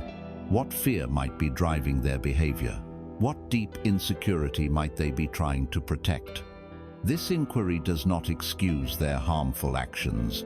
It does not mean we should allow ourselves to be mistreated, but it does depersonalize the event. It shifts our perspective from, this person is attacking me, to, this person is suffering, and their suffering is spilling over onto me. This insight stops the cycle of reactive anger and opens the door for a wiser, more spacious, and more compassionate response. There is no more powerful illustration of this principle than the story of the Buddha and his cousin Devadatta. Consumed by jealousy of the Buddha's wisdom and influence, Devadatta became his dedicated enemy. He slandered the Buddha's name.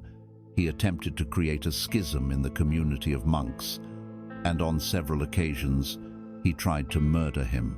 He even rolled a giant boulder down a hill in an attempt to crush the Buddha.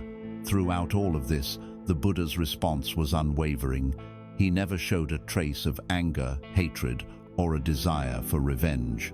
On the contrary, he always regarded his cousin with a heart full of deep and unshakable compassion. The other monks were often bewildered by this. Why show kindness to a man who so clearly wished him harm? The Buddha's enlightened mind allowed him to see what others could not. He did not just see Devadatta's hateful actions, he saw the source of those actions. He saw a man consumed by the fires of jealousy, insecurity, and ambition. He saw that Devadatta's every waking moment was a torment, a state of profound dukkha. He saw a man who was deeply and spiritually ill. The Buddha's compassion was not directed at the symptoms, the murderous plots, but at the disease itself, the deep suffering in Devadatta's heart. This story reveals that true compassion is not a soft, sentimental feeling. It is not weakness. In fact, karuna requires immense strength and profound courage. It is the courage to not turn away from pain, whether it is our own or that of others. It is far easier to react with anger, judgment, or indifference. These are armor. They are defense mechanisms that shield us from having to feel the raw, uncomfortable reality of suffering. To respond with compassion requires us to keep our hearts open in the face of pain. This is an act of incredible bravery. It may sometimes mean practicing fierce compassion, which involves setting clear and firm boundaries to prevent further harm. You can say a firm no to another's destructive behavior while still holding compassion in your heart for the suffering that is causing them to act that way. Compassion is not about being a doormat. It is the unshakable strength of a mountain that can feel the wind and the rain, yet remain steady and grounded. In cultivating karuna, we learn to respond to the inevitable suffering of the world with the heart's deepest intelligence. We start by tending to our own wounds with kindness, recognizing our place in the common humanity of all who struggle. From that solid ground, we learn to look at others, even our enemies, and see the suffering that drives them. We discover that this open-heartedness is not a vulnerability, but our greatest strength. Compassion is the wish to see suffering relieved, to remove the thorns from the path of all beings. But it has a natural and radiant partner. If compassion is about healing what is wounded, what is the quality that actively nurtures what is beautiful? If compassion is the desire to alleviate suffering, what is the proactive wish for all beings to be happy? This leads us to the next step in the unfolding of the heart, the practice of loving kindness. If compassion, karuna, is the heart's tender response to the presence of pain, then its radiant twin is metta, or loving kindness. While compassion seeks to remove the thorns of suffering, loving kindness actively sows the seeds of happiness. It is not the conditional, grasping love of romance, nor is it the affection we reserve only for our friends and family. Metta is an unconditional, boundless goodwill. It is a gentle, steady warmth that we can learn to cultivate in our own hearts and extend outward to all beings without exception, like the light of the sun, which shines on the saint and the sinner, the flower and the weed, all with equal generosity. Like mindfulness, metta is not a feeling we must wait for, but a mental muscle we can intentionally train. The practice is a form of meditation, but instead of focusing on the neutral sensation of the breath, we focus on the silent repetition of heartfelt wishes. It is a systematic method for softening the heart and dissolving the armor of anger, judgment, and indifference. And just as with compassion, this practice must begin with ourselves. This is often the most challenging but most essential stage. We cannot offer a cool drink to others from an empty cup. To begin, find a comfortable and dignified posture, allowing your body to be relaxed and at ease. You can close your eyes and take a few gentle breaths, arriving in the present moment. Then, bring your awareness to your own being, here and now, and begin to silently offer yourself a few simple, powerful phrases. The traditional phrases can be adapted, but their essence is a sincere wish for your own well-being. Gently, silently, repeat, "May I be safe. May I be healthy. May I be happy.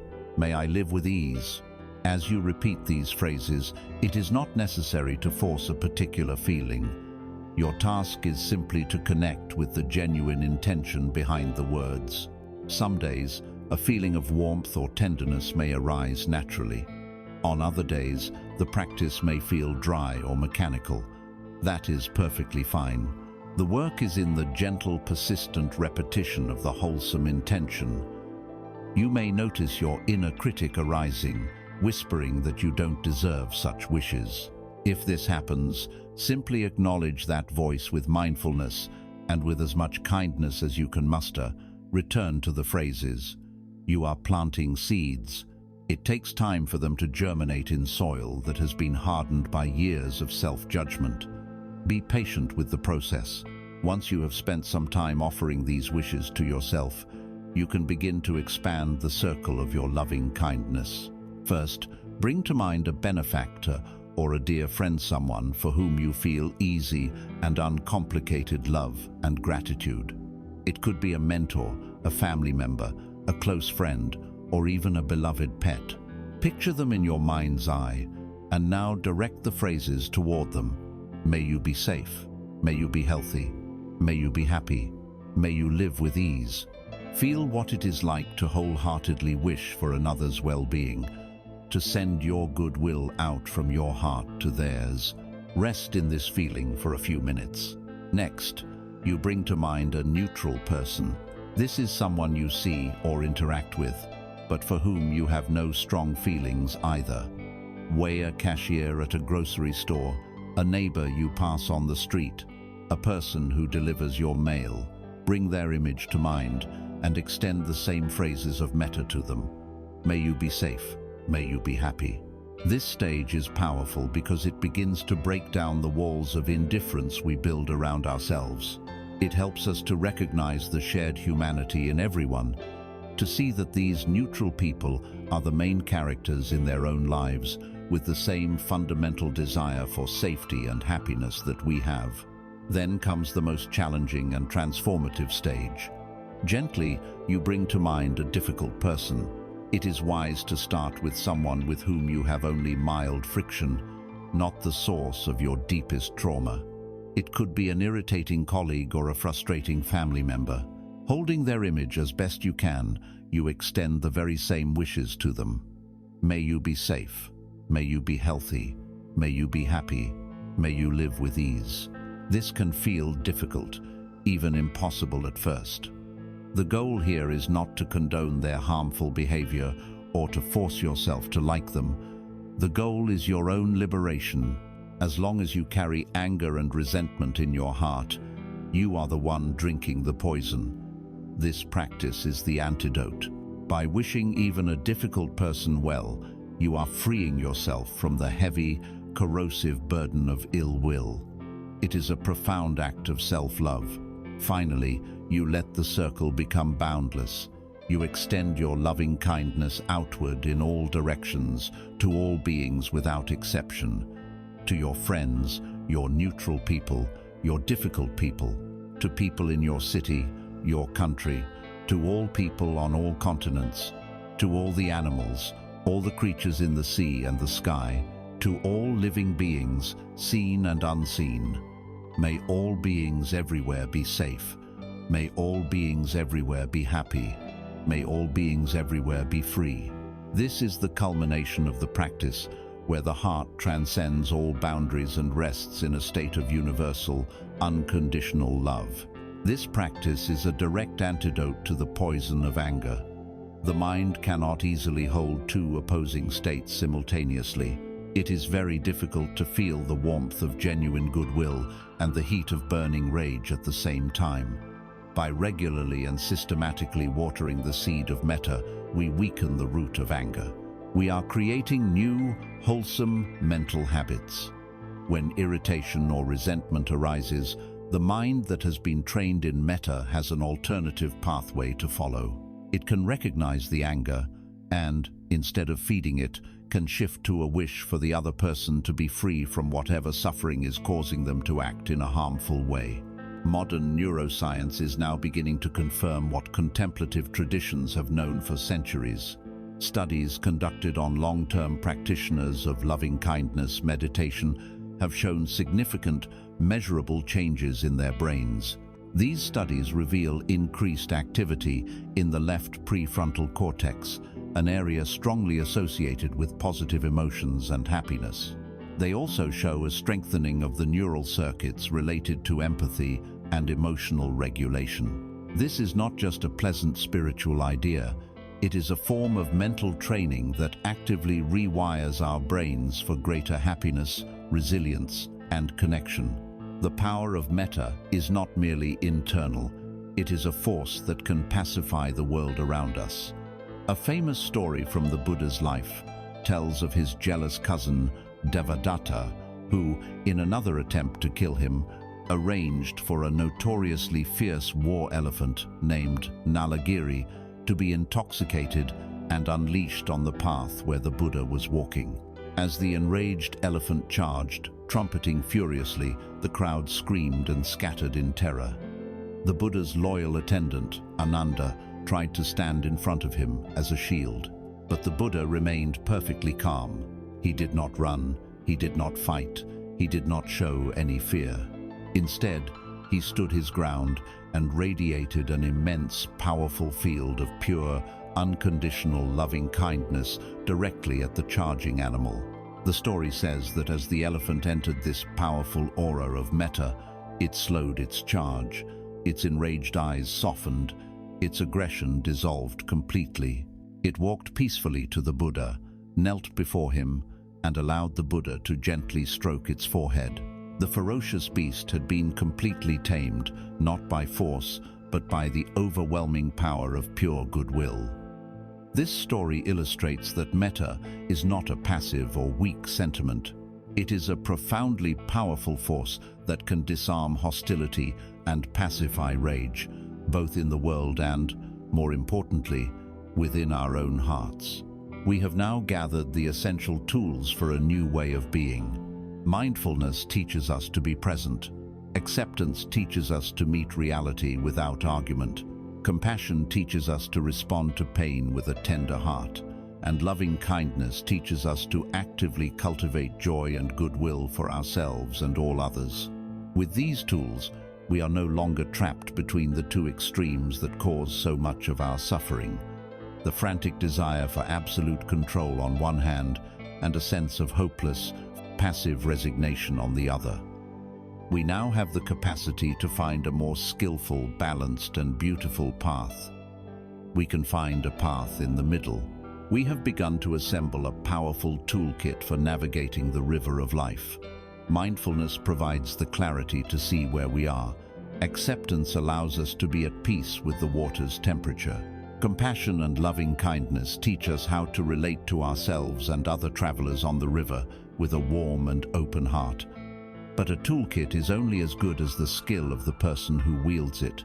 The untrained mind tends to swing wildly between extremes. One moment, we are paddling with frantic desperation, trying to force the river to obey our will, the extreme of control. The next, feeling exhausted and defeated, we drop the paddle entirely and resign ourselves to being helplessly tossed about by the currents, the extreme of passivity. The Buddha recognized this human tendency as a primary obstacle to peace. His central discovery, the very heart of his teaching, was that the path to liberation lies not in either of these extremes, but precisely between them. This is the Majjhima Patipada, the middle way. The middle way is not a weak compromise, a bland average, or a 50-50 split.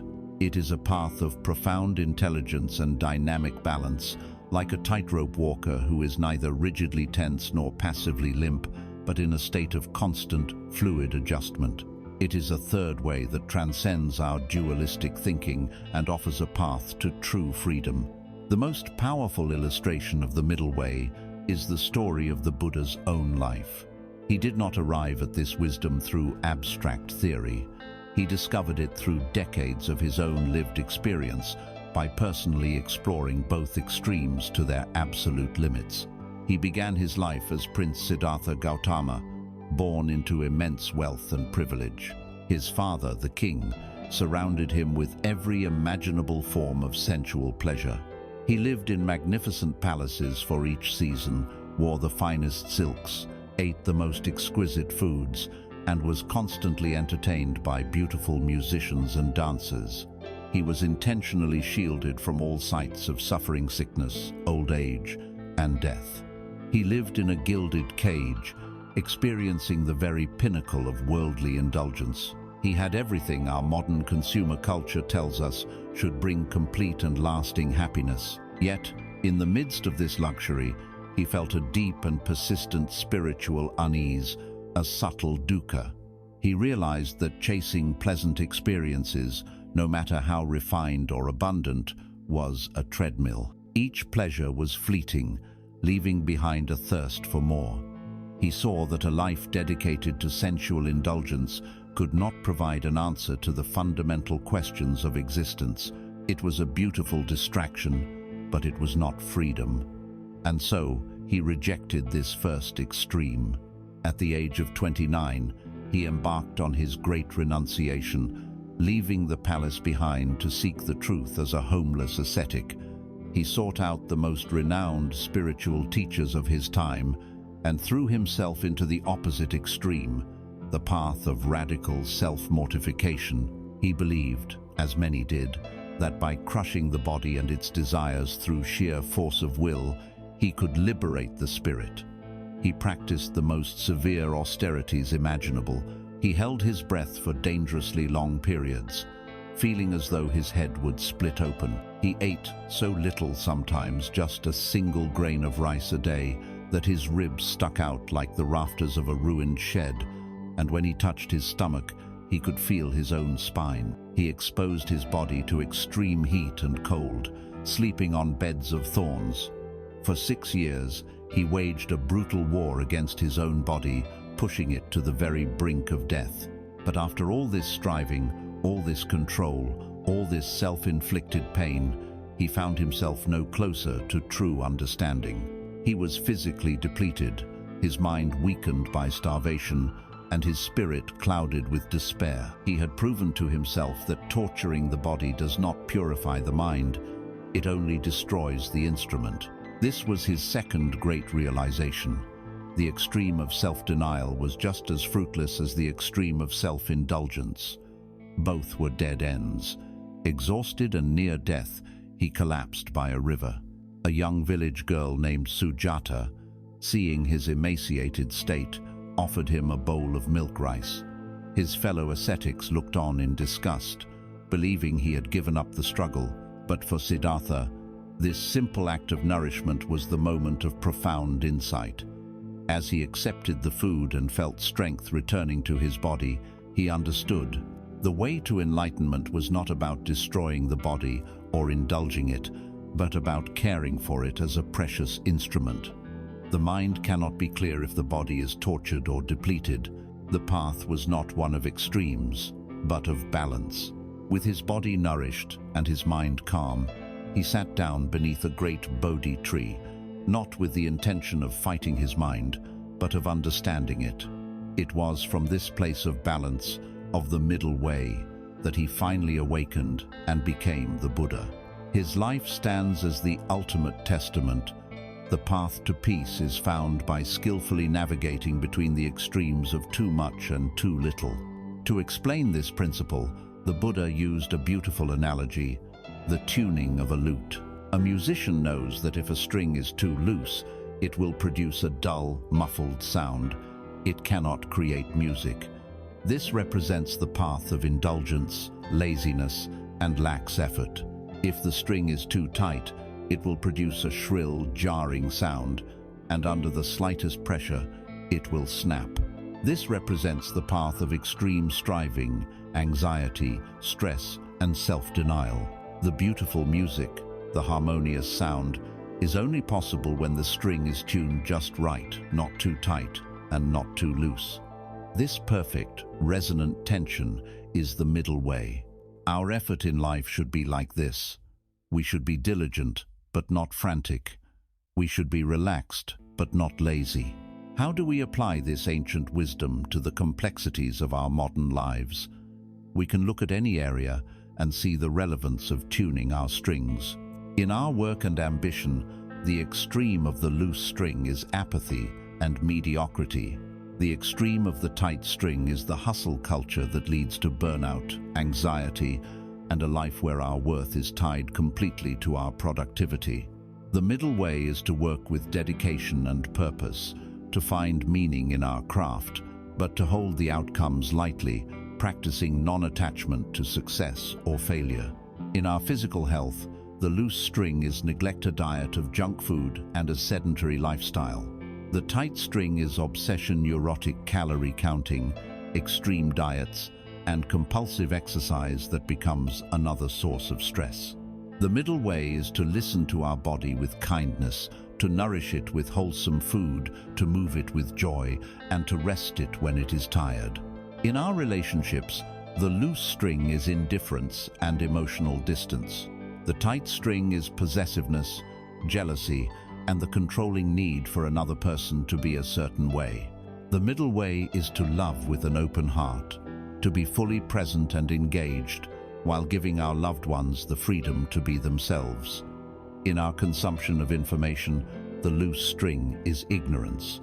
The tight string is a constant, anxious immersion in the 24-hour news cycle, leading to feelings of outrage and helplessness. The middle way is to stay informed enough to be a responsible citizen, while also knowing when to unplug, to protect our own mental peace, and to focus our energy on the small, positive contributions we can actually make. The middle way, then, is not a single point, but a continuous act of balancing. It is a path of wisdom that avoids rigid formulas and instead calls for a sensitive, moment-to-moment awareness. It is the art of knowing when to apply effort and when to let go, when to speak and when to be silent, when to hold on and when to open our hand. It is the path that lets life unfold, meeting it not with aggression or with resignation, but with balanced, graceful, and intelligent skill. One of the best ways to practice this subtle art of the middle way is to transform how we perceive the very fabric of our experience, especially our deep habit of instantly labeling events as either good or bad. As we learn to walk the middle way, we begin to notice the subtle forces that constantly pull us off balance, pushing our metaphorical lute string either too tight with tension or too slack with despair. Perhaps the most powerful of these forces is the mind's own relentless, automatic habit of judgment. The instant an event occurs, before we have even taken a breath, the mind has already sorted it into one of two boxes. Good, meaning I want it, I must have more of it. Or bad, meaning I don't want it, I must get rid of it. This instantaneous act of labeling is the very engine of craving and aversion. It is the beginning of our argument with reality, the first step off the balanced path and into the turbulent extremes of emotional reactivity. To find true stability, we must learn to look beneath these labels, to question their absolute authority, and to discover the profound freedom that lies in a more spacious, non-judgmental awareness. There is an ancient and wonderfully wise story, shared across contemplative traditions, that perfectly illustrates the folly of our quick judgments. It is the story of a farmer and his horse. One day, an old farmer who lived in a remote village discovered that his only horse had run away. His neighbors, hearing the news, came to his house to offer their sympathy. "Oh, what terrible luck," they said, shaking their heads. "Your only horse is gone. How will you plow your fields? This is a disaster." The old farmer simply listened, and when they were done, he replied quietly, "Maybe." A few days later, the farmer's horse returned, and it was not alone. It had led a herd of a dozen wild horses back into the farmer's empty corral. The neighbors, seeing his newfound wealth, rushed over to congratulate him. "What incredible luck," they exclaimed.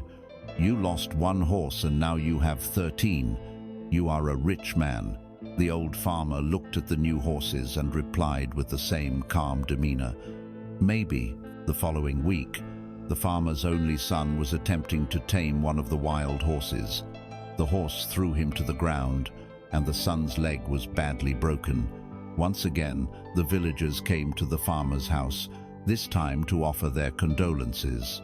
"What awful luck," they lamented. "Your son, your only help in the fields, is now crippled. This is surely a curse." The farmer, looking at his son's bandaged leg, replied softly, "Maybe."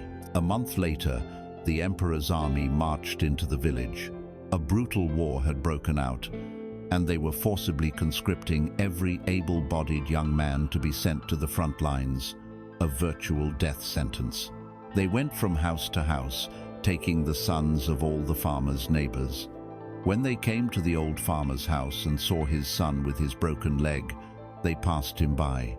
The neighbors, their hearts broken with grief, came to the farmer. "Your son was spared," they cried. "You are truly the luckiest man of all. Your son's broken leg was the greatest fortune." The old farmer looked out at the road where the army had disappeared and said, once again, "Maybe." This farmer is not apathetic or fatalistic. He is a sage.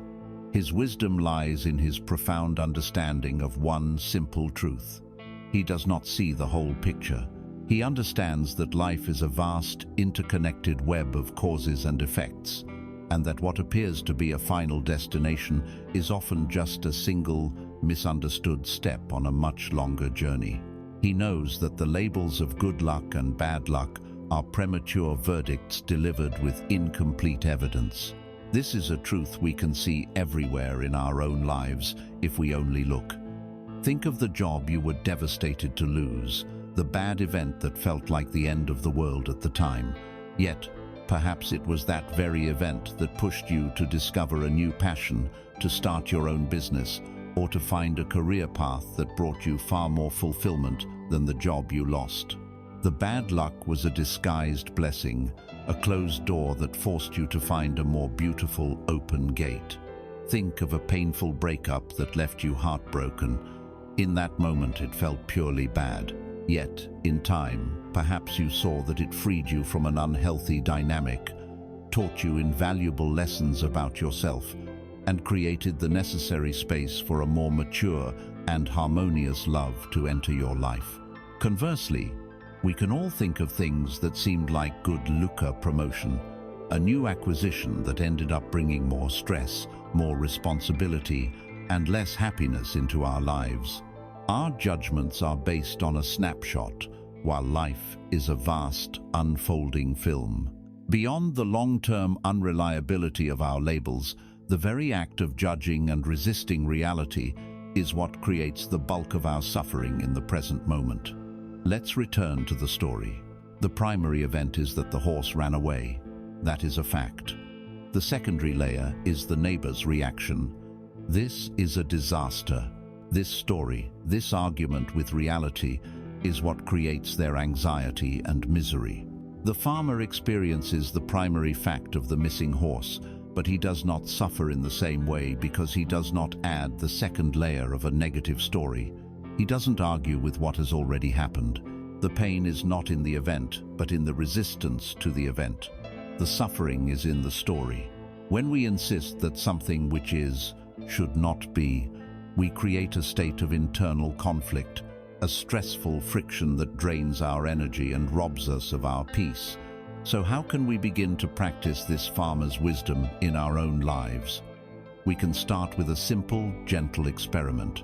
The next time something happens that your mind immediately labels as bad, you get stuck in traffic, you receive criticism, your plans fall thwartry to introduce a small space before you believe the verdict. In that space, gently introduce the farmer's mantra, maybe. This is not a denial of any real pain or inconvenience. It is an interruption of the mind's addictive habit of negative forecasting and rigid judgment. When you say, "This is terrible," you slam a door. You have delivered a verdict, and your emotional state follows suit. When you say, "Maybe," you gently open that door. You introduce a sliver of curiosity. You acknowledge that you don't know the full story yet. Maybe softens the rigid grip of the mind. It aligns you with the true nature of life, which is fluid, unpredictable, and far too complex for our simple labels of good and bad. It allows you to meet the present moment with more adaptability, more resilience, and a quiet sense of wonder. "I don't know where this is leading," is a statement of profound wisdom and humility. To walk the middle way, then, requires us to loosen our addiction to judging the path. The story of the wise farmer teaches us that our verdicts are unreliable and that our resistance to reality is the true source of our pain. By cultivating a spacious uncertainty, by learning to live with the quiet wisdom of maybe, we can navigate life's inevitable ups and downs with far greater balance and peace. To develop this ability to witness life's triumphs and disasters, its pleasures and pains, without being thrown off balance, requires a certain quality of mind. It is a state of profound inner stability, a deep and unshakable calm. Transcending judgment requires a certain level of equanimity. This quality, in Buddhism, is called upekkha. Our journey through the landscape of the heart has shown us how to respond to the world with greater skill and wisdom. We have learned to meet suffering with compassion, karuna, the trembling of the heart that wishes to heal. We have learned to proactively cultivate goodwill and happiness, for all through loving kindness, metta. These qualities, along with their companion, sympathetic joy, ability to rejoice in the good fortune of others without envy, are known as the divine abodes, the most beautiful states in which the heart can dwell. Yet, for these radiant emotions to be sustainable and truly liberating, they must be balanced and supported by a fourth, culminating quality. This is upekkha, the profound and spacious state of equanimity. Equanimity is the pinnacle of a balanced heart, yet it is often misunderstood. It is not a state of stony indifference, emotional numbness, or detached coldness. Indifference is a turning away, a statement of "I don't care." Equanimity is a turning towards, a state of "I care deeply, and I have the strength and space to hold it all with balance." It is wisdom and love fused together. If compassion and loving kindness are the warm, radiating light of the heart, equanimity is the deep, quiet stillness of the lamp that allows the light to shine steadily, no matter how fiercely the winds of the world may blow. Perhaps the most powerful way to understand equanimity is through the image of a great mountain. Imagine a vast, ancient mountain, its peak touching the clouds and its roots deep in the earth. The mountain sits in silent majesty, experiencing all the changing weather of the world. The warm, life-giving sun shines upon it, and the mountain simply receives the warmth. Violent storms rage against its slopes, and the mountain simply allows the rain to wash over it. Harsh winds howl around its cliffs, and gentle breezes caress its forests. The mountain does not cling to the sunshine, fearing the coming of the storm. It does not push away the storm, longing for the return of the sun. It does not become arrogant in the sunlight or despairing in the storm.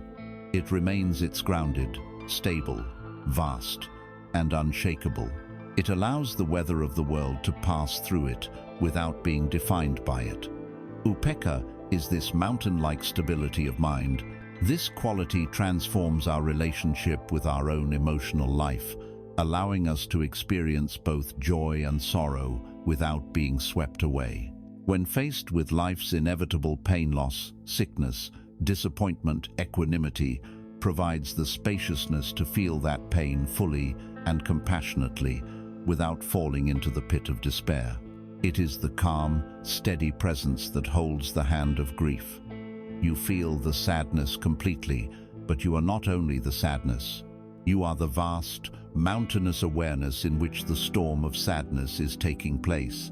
This allows compassion to arise without the burnout that comes from being drowned in another's suffering. Even more subtly, equanimity balances our relationship with happiness and success. When things go well, when we experience joy or receive praise, the untrained mind tends to grasp and cling, becoming agitated and fearful that the pleasant state will end. Our peace becomes fragile, dependent on the continuation of good fortune.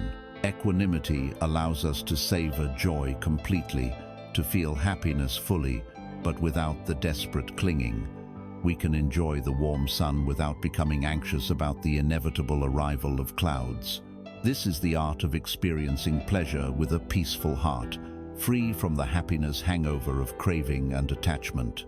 Equanimity is the ultimate expression of the middle way in our emotional lives, the ability to walk the razor's edge between elation and despair with unwavering grace. How then do we cultivate this profound, mountain-like stability? It is not a matter of willpower, but of training and insight. The first and most direct method is our ongoing practice of mindfulness meditation. Every time we sit and watch our thoughts, feelings, and sensations arise and pass away without getting caught in their stories, we are practicing equanimity. We are seeing for ourselves the transient, impersonal nature of experience. Each moment of non-reactive observation strengthens our capacity to remain balanced in the face of both inner and outer turbulence. A second method is the active contemplation of impermanence, of anicca. We can consciously remind ourselves of this universal law throughout our day. When we are praised for our work, we can smile and enjoy it, while gently remembering, this praise is pleasant and it is impermanent. This too shall pass. When we are faced with criticism or a difficult situation, we can find refuge in the same wisdom. This pain is present and it is impermanent. This too shall pass. This is not a cynical dismissal of life's experiences, but a wise practice that loosens our attachment to both praise and blame, success and failure, allowing us to find a center of peace that is independent of changing conditions. A third, profound practice for cultivating equanimity lies in the contemplation of karma, the universal law of cause and effect. In its simplest form, this law states that we are the heirs of our own actions. Our present is the result of our past choices, and our future is being shaped by our present choices. This understanding fosters a deep sense of personal responsibility, but just as crucially, it reminds us that all other beings are also the heirs of their own actions. We cannot walk their path for them. We cannot make their choices for them. We cannot save them from the consequences of their own karma. This realization is the key to equanimity in our relationships. This is where upekkha finds its most challenging and most beautiful expression. It is the ability to love others deeply, to have boundless compassion for their struggles and limitless joy for their successes, while simultaneously recognizing and accepting that their ultimate happiness is not in our control. It is the wisdom a loving parent must find when their child becomes an adult. The parent can offer unconditional love, support, guidance, and a safe harbor, but they must release the desire to control the child's life. They must trust the child's own journey, even if it involves making mistakes. To love with equanimity is to be a supportive son, offering light and warmth, rather than trying to be a puppeteer, pulling the strings of another's life. It is the highest and most selfless form of love, free from the anxieties of attachment and control. Upekkha, then, is the crown jewel of the heart's virtues. It is the spacious, unshakable balance that allows love and compassion to flow freely without exhaustion. It is the quiet wisdom of the mountain, able to embrace all of life's weather with a deep and abiding peace. It is a quality we can intentionally cultivate through mindfulness and wise reflection, transforming our relationships with ourselves and with others. Up to this point, our exploration has been largely focused on our inner world, on cultivating the internal qualities of a free and balanced mind. But we do not live our lives on a meditation cushion or in a philosopher's study. We live them in a world of deadlines, responsibilities, ambitions, and pressures. The natural question then arises, how do these sublime qualities of non-attachment, mindfulness, and equanimity translate into the most stressful and demanding areas of modern life? How do we find the peace of the mountain, not just in quiet contemplation, but in the middle of a chaotic workplace or a challenging career? We have been cultivating a garden within our own minds, planting the seeds of mindfulness, acceptance, compassion, and equanimity. But a garden is not grown for its own sake. It is grown to provide nourishment for our lives. The true test of these inner qualities comes when we step out of quiet contemplation and into the bustling, high-stakes environments where we spend most of our waking hours. For many of us in the modern world, there is no more demanding arena than our workplace. It is here that our need for control, our fear of failure, our attachment to identity, and our habit of comparison are triggered most intensely. It is a veritable laboratory for our suffering. The wisdom of letting go does not ask us to abandon our ambitions or to retreat from the world of work. Instead, it offers a revolutionary way to transform our relationship with it, to turn our career from a primary source of stress into a powerful field for practice and a genuine path to fulfillment. The first and most fundamental step in this transformation is to gently but firmly separate our sense of self-worth from our professional function. Our culture encourages a deep and dangerous fusion between who we are and what we do for a living. When someone asks, "What do you do?" our answer is often, "I am a doctor, I am an engineer, I am a manager." We don't say, "I practice medicine" or "I manage a team." We declare that our function is our very being. This identification places our self-esteem on a volatile external stock market. When our company posts good quarterly earnings or we receive a promotion, our stock goes up and we feel valuable. When we face criticism, a project fails, or we are passed over for a promotion, our stock plummets and we feel worthless. Our inner peace becomes entirely dependent on factors we do not control. Our boss's mood, our client's decisions, the shifting tides of the economy. The wisdom of anatta, of no self, offers a powerful liberation from this roller coaster. You are not your job title, you are not your salary, you are not the success or failure of your latest project. These are temporary roles you are playing, costumes you are wearing, labels that are as transient as clouds.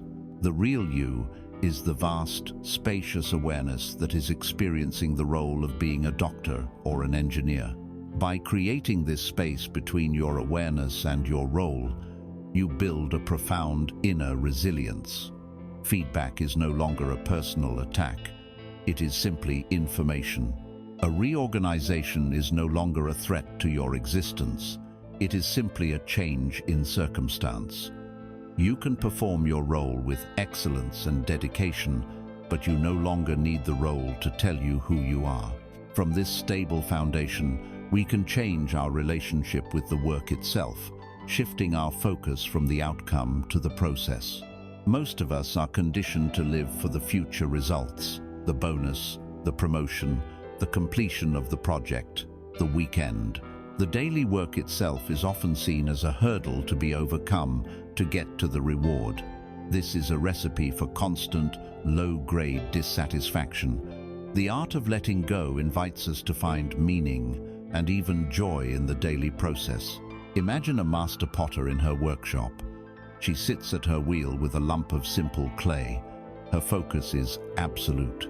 She is present with the feeling of the clay spinning beneath her hands, the subtle pressure required to shape the walls, the gradual emergence of a beautiful form. Her joy is not suspended, waiting for the pot to be finished and sold. Her joy is right here, in the mindful, loving act of creation itself. When she places the pot in the fiery kiln, she has done her best. She knows the fire is an unpredictable force. Sometimes a pot will emerge as a masterpiece, and sometimes it will crack. If a pot cracks, she does not see it as a personal failure to be lamented. She sees it as a lesson. She examines the crack with curiosity, learning something new about the nature of the clay or the intensity of the heat. Her engagement is with the entire process, the shaping, the firing, the successes, and the informative failures. We can bring this potter's mindset to our own work. Whether we are writing code, preparing a presentation, helping a customer, or organizing a spreadsheet, we can choose to bring our full, mindful attention to the task at hand. We can find a sense of craft and satisfaction in doing the work well, for its own sake. When we fall in love with the process, the outcome becomes less charged with anxiety. We still work towards a good result, but our sense of fulfillment is no longer entirely dependent on it. We are not just living for Friday, we are finding meaning on Tuesday. This focus on our own process naturally helps us to release one of the most toxic habits of the workplace: comparison.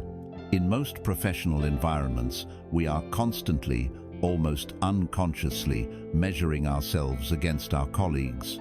Who gets more praise from the boss? Who has a bigger team?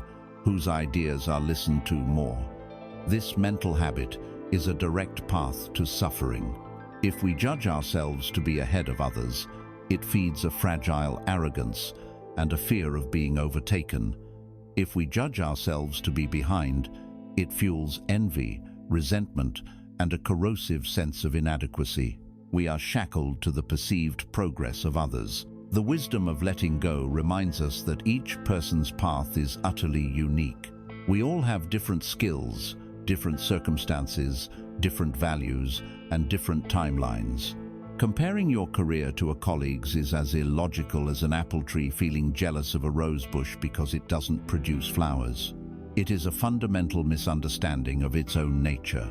The only healthy and productive comparison is with yourself. Is my work today a little more skillful than it was last year?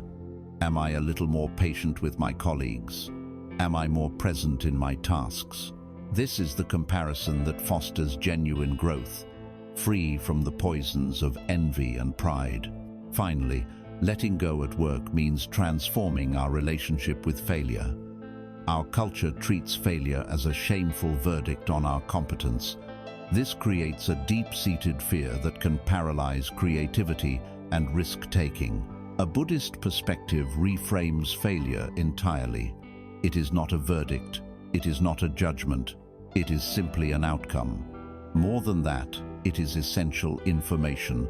It is feedback from reality. A failed project is not a sign of your worthlessness. It is a clear lesson in what does not work. A difficult conversation that ends badly is not a sign of your inadequacy. It is a masterclass in what you can improve in your communication. To approach failure wisely is to approach it with the potter's curious and non-judgmental mind. We can mindfully acknowledge the disappointment or frustration without letting it define us. Then we can investigate. What were the causes and conditions that led to this result? What was my role? What was outside of my control? What can I learn from this? When we see failure not as an enemy to be feared, but as a teacher to be respected, we unlock the key to resilience and true mastery. By separating our being from our function, by focusing on the quality of our daily work, by abandoning the game of comparison, and by embracing failure as a wise teacher, we can fundamentally alter our experience of professional life.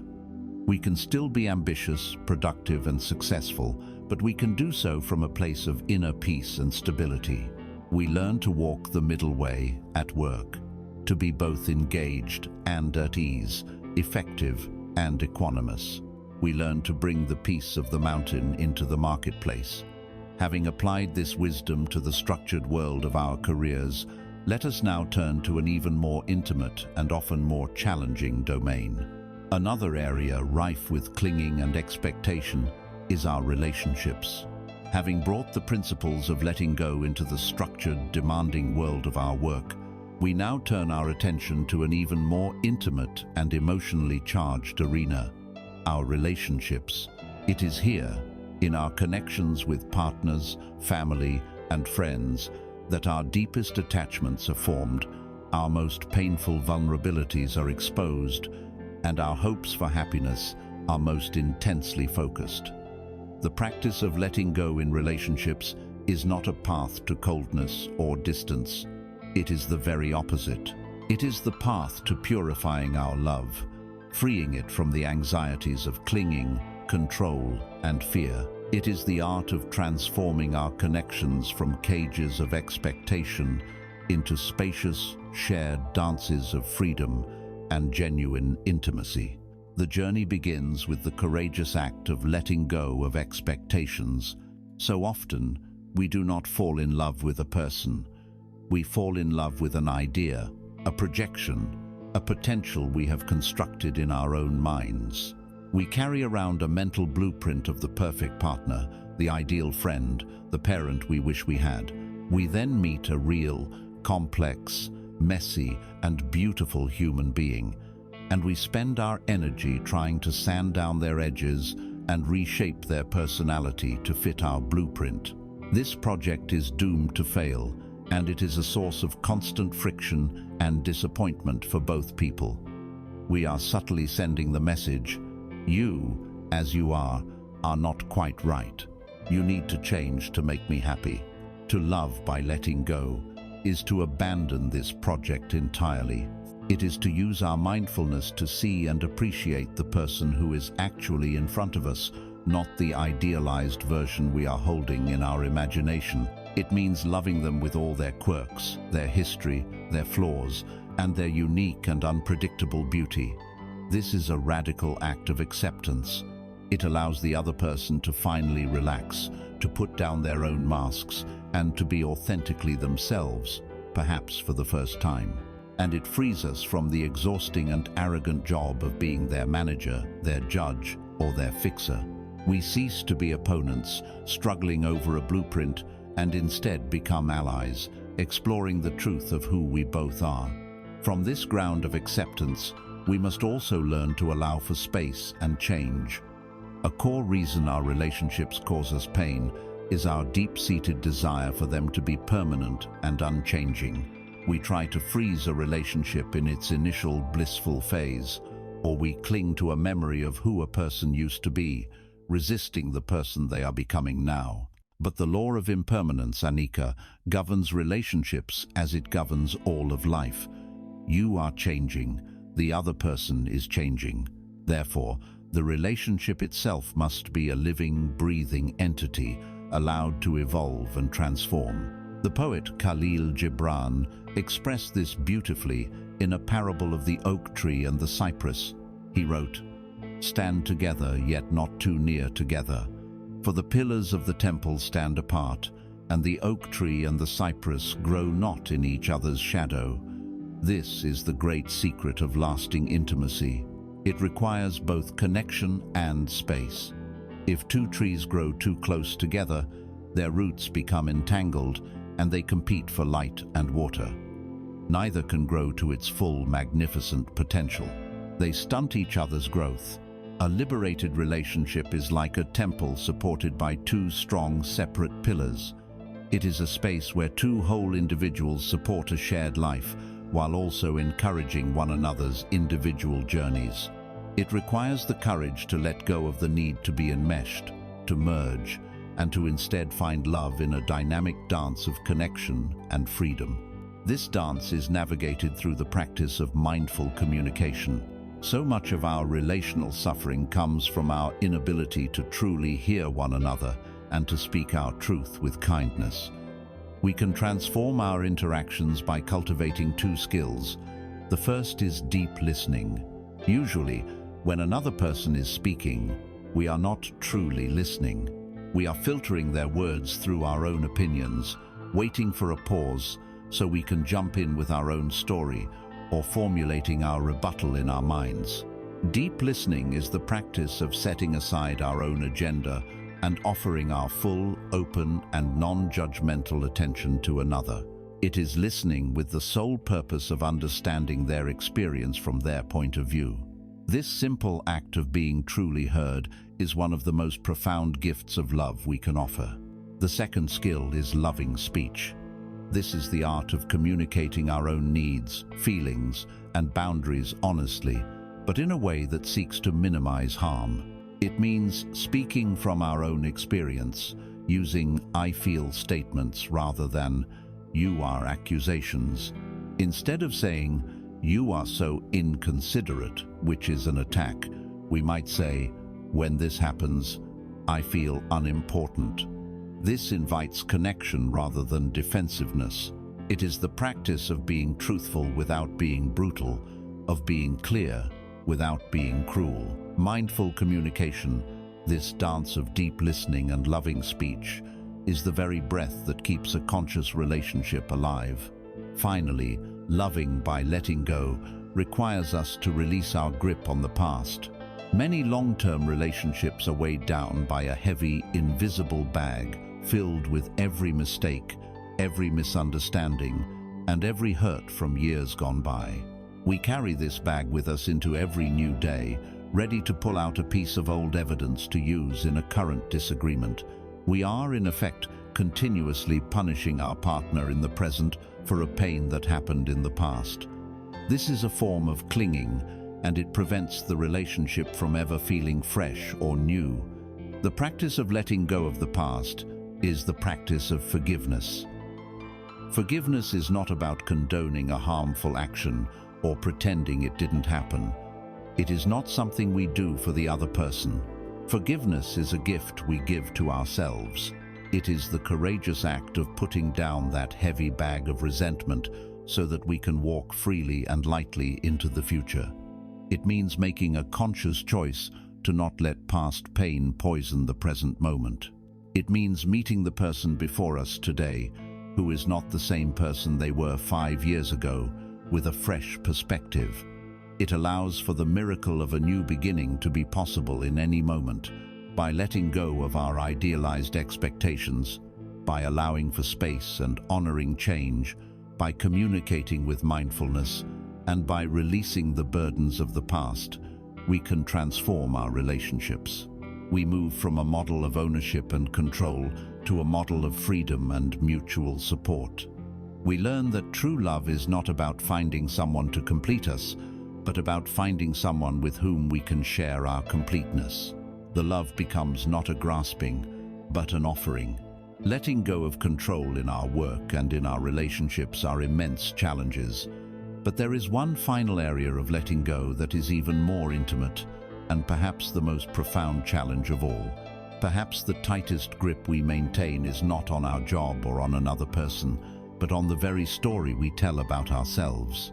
We have explored the practice of letting go in our external world-sin, the demands of our careers, and in the intimate dance of our relationships. These are profound challenges that require immense skill and patience. Yet, our struggles in these outer arenas are almost always reflections of a deeper, more fundamental attachment. The tightest grip we maintain is often not on a job title or another person, but on the very stories we tell about ourselves. We live our lives inside invisible narratives, complex webs of belief about who we are, how the world works, and what we deserve. These stories, often adopted unconsciously from our childhood and culture, act as the operating system for our reality. They filter our perceptions, dictate our emotional responses, and limit our range of actions. To truly let go is to turn the light of awareness inward and begin the courageous work of rewriting our own story. The first step, as always, is to make the invisible visible. It is the practice of mindfulness, of listening with gentle curiosity to the content of our own minds. We must become aware of the narratives that run on a loop, the refrains that we have repeated so many times they feel like absolute truth. For many, a core story is, "I'm not good enough." This narrative shows up as imposter syndrome at work, a feeling that we are a fraud on the verge of being discovered. In relationships, it manifests as a deep-seated feeling of unworthiness, a disbelief that anyone could truly love us as we are. Another common narrative is, "I'm an anxious person." We take a temporary and universal human emotion, anxiety, and we harden it into a permanent feature of our identity, a life sentence. We then act in ways that confirm this identity, avoiding situations that might provoke anxiety, thus shrinking our world. Other common stories include, "I'm just unlucky," "Things never work out for me," or "I can't change." These are not objective truths. They are habits of thought, grooves worn deep in the mind through endless repetition. The practice is to simply begin to notice them without judgment. When a familiar negative thought pattern arises, you can gently say to yourself, "Ah, there is the not good enough story again." This simple act of recognition is the beginning of freedom. It creates a space between you, the awareness, and the story itself. Once a story has been identified, the next step is to question it with a gentle but radical honesty. We must be willing to place our most cherished and painful beliefs on trial. We can ask ourselves a series of simple but profound questions. First, is this story true? If the story is, "I'm not good enough," can you know with absolute 100% certainty that this is true? Have there not been times when you were good enough?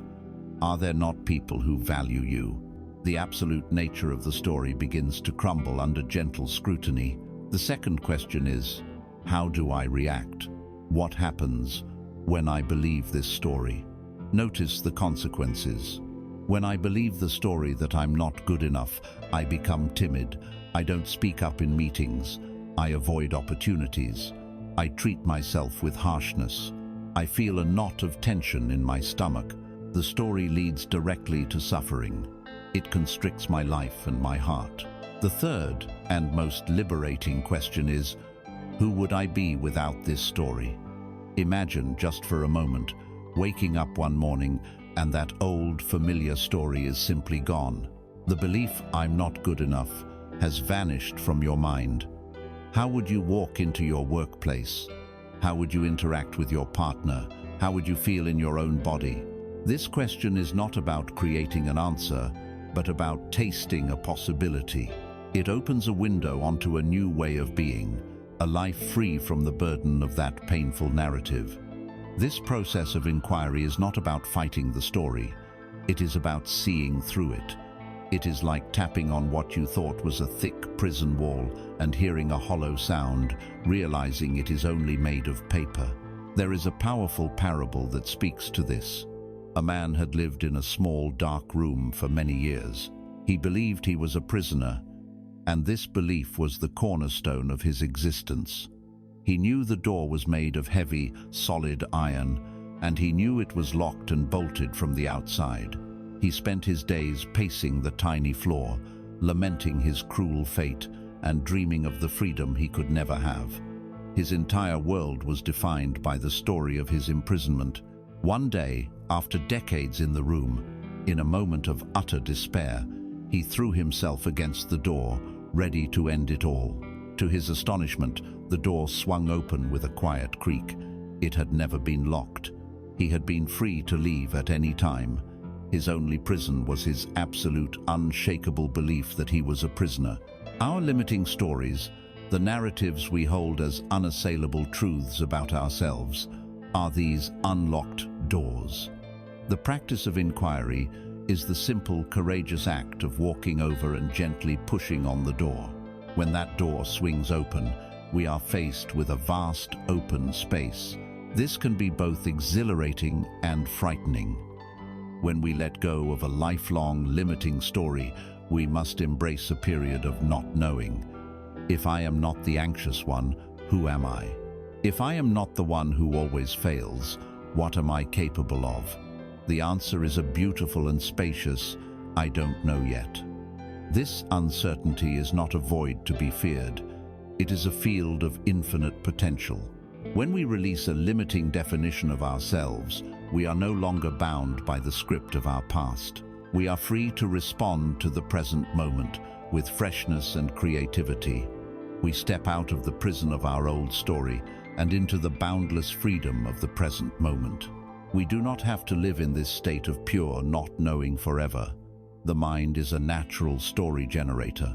The final step is to learn to use this capacity consciously, skillfully, and compassionately. This is not about creating fantasies or indulging in toxic positivity where we deny all difficulty. It is about consciously choosing a more empowering and realistic frame for our experience. It is about choosing to be the hero of our own journey, not the victim. When a project fails, instead of defaulting to the old story of "I'm a failure," we can consciously choose to create a new story. I am a person who is learning. This new story acknowledges the difficulty but focuses on the potential for growth. When we experience pain or heartbreak, instead of the story "I am broken," we can choose the narrative "I am healing." This honors our pain while affirming our resilience and our capacity to recover.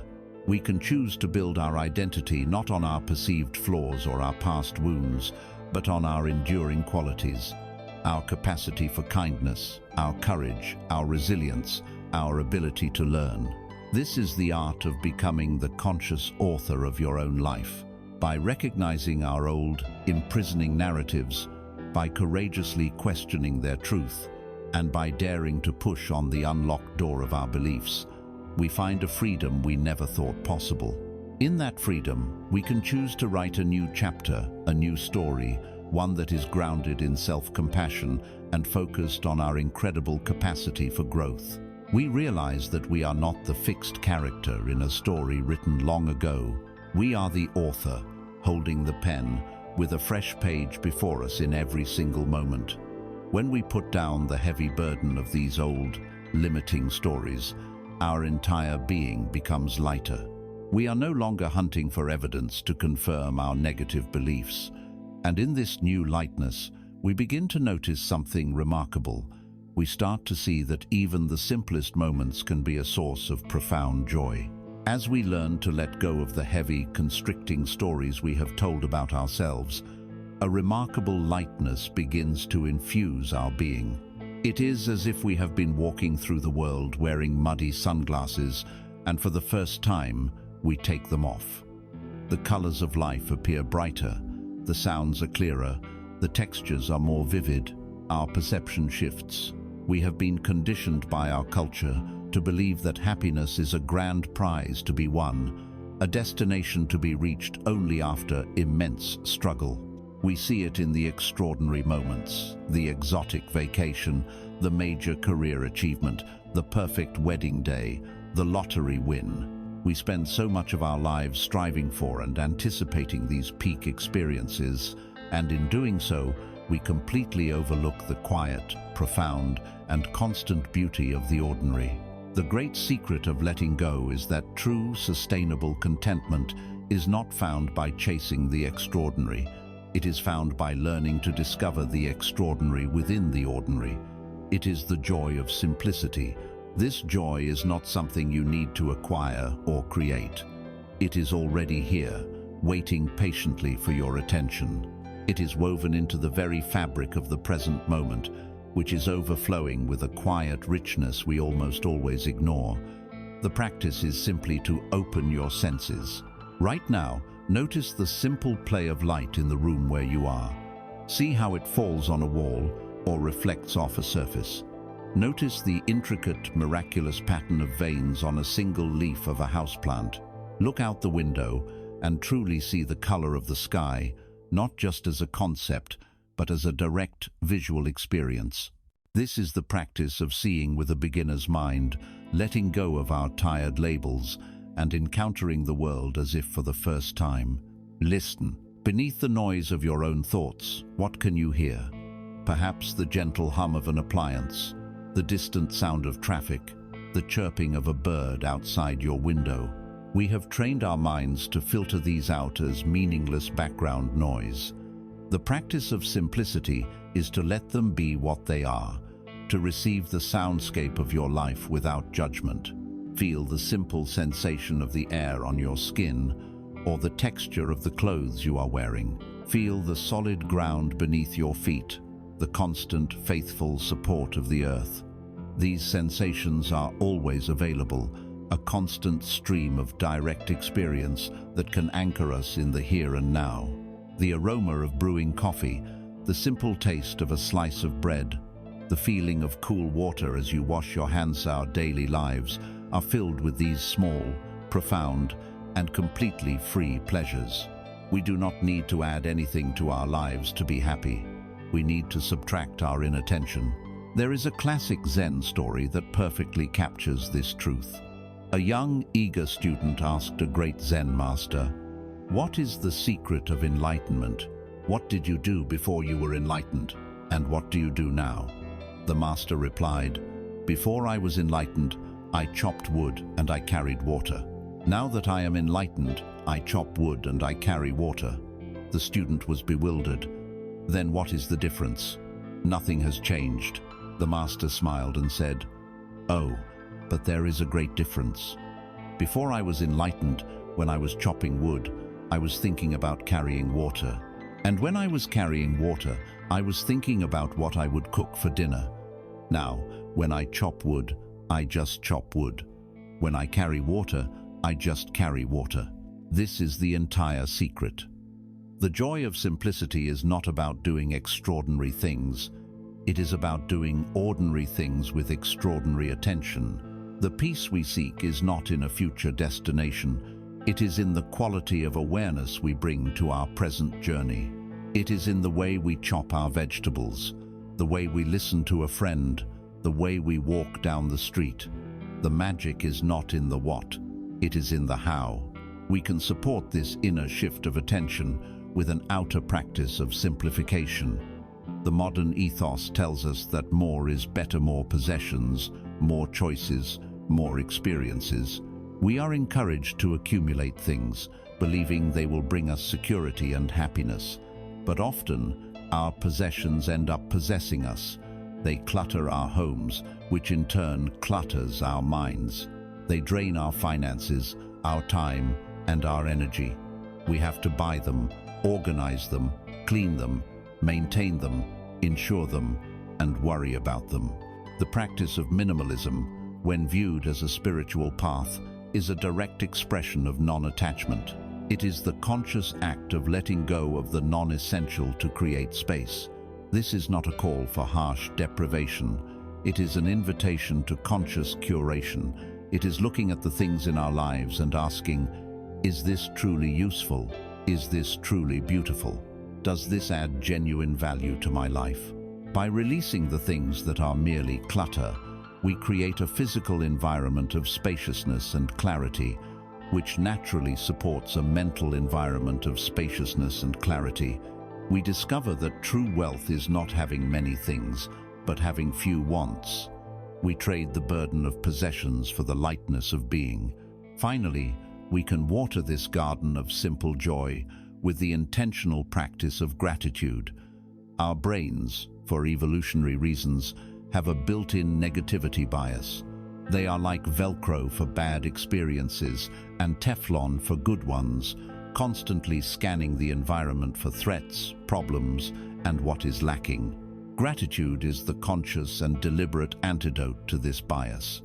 It is the practice of intentionally resting our attention on what is good, what is working, what we have, rather than what we don't have.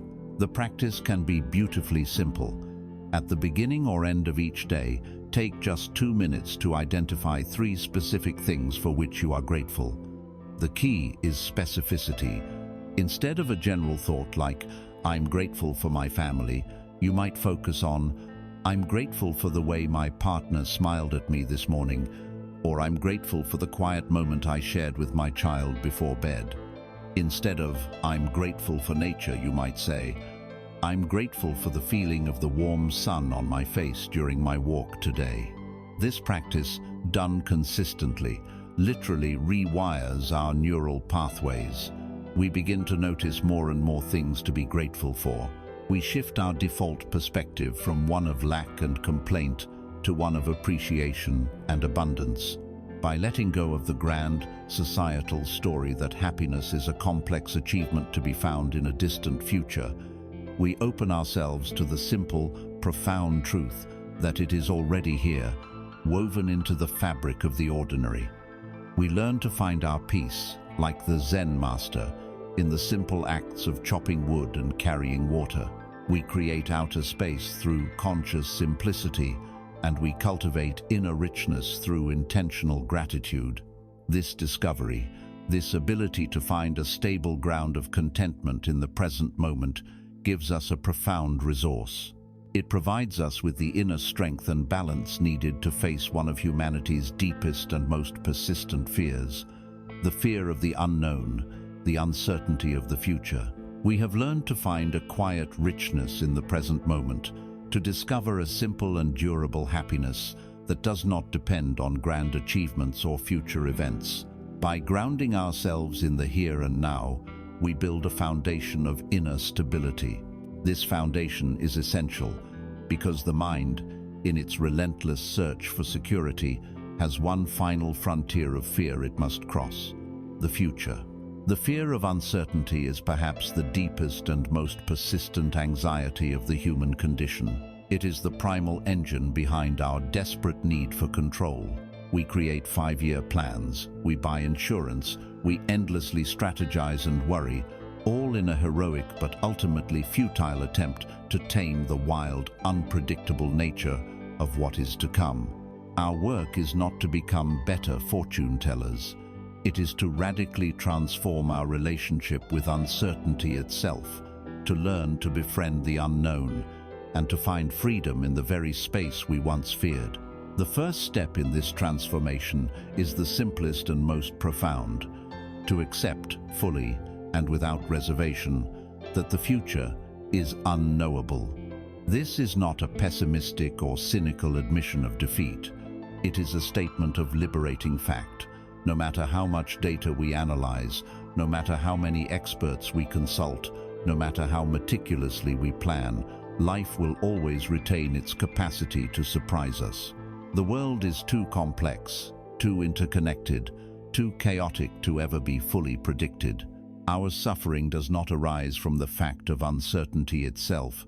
It arises from our persistent, deep-seated demand for certainty in a universe that does not offer it. We stand at the shore of time, like King Canute before the ocean, commanding the waves of the future to obey our will. This is an exhausting and impossible task. To accept that the future is fundamentally a mystery is to finally put down this impossibly heavy burden. It is to grant ourselves permission to stop trying to solve a puzzle that has no solution. Once we accept that we cannot know the future, the question then becomes, how do we relate to this vast unknown? Our conditioned, instinctual response is fear. The unknown is a dark room, and our mind populates it with monsters. We engage in catastrophic thinking, imagining all the things that could go wrong. Fear closes us down. It makes our minds rigid, our bodies tense, and our actions defensive. It forces us to live in a shrunken world, always trying to hedge against risk and avoid potential pain.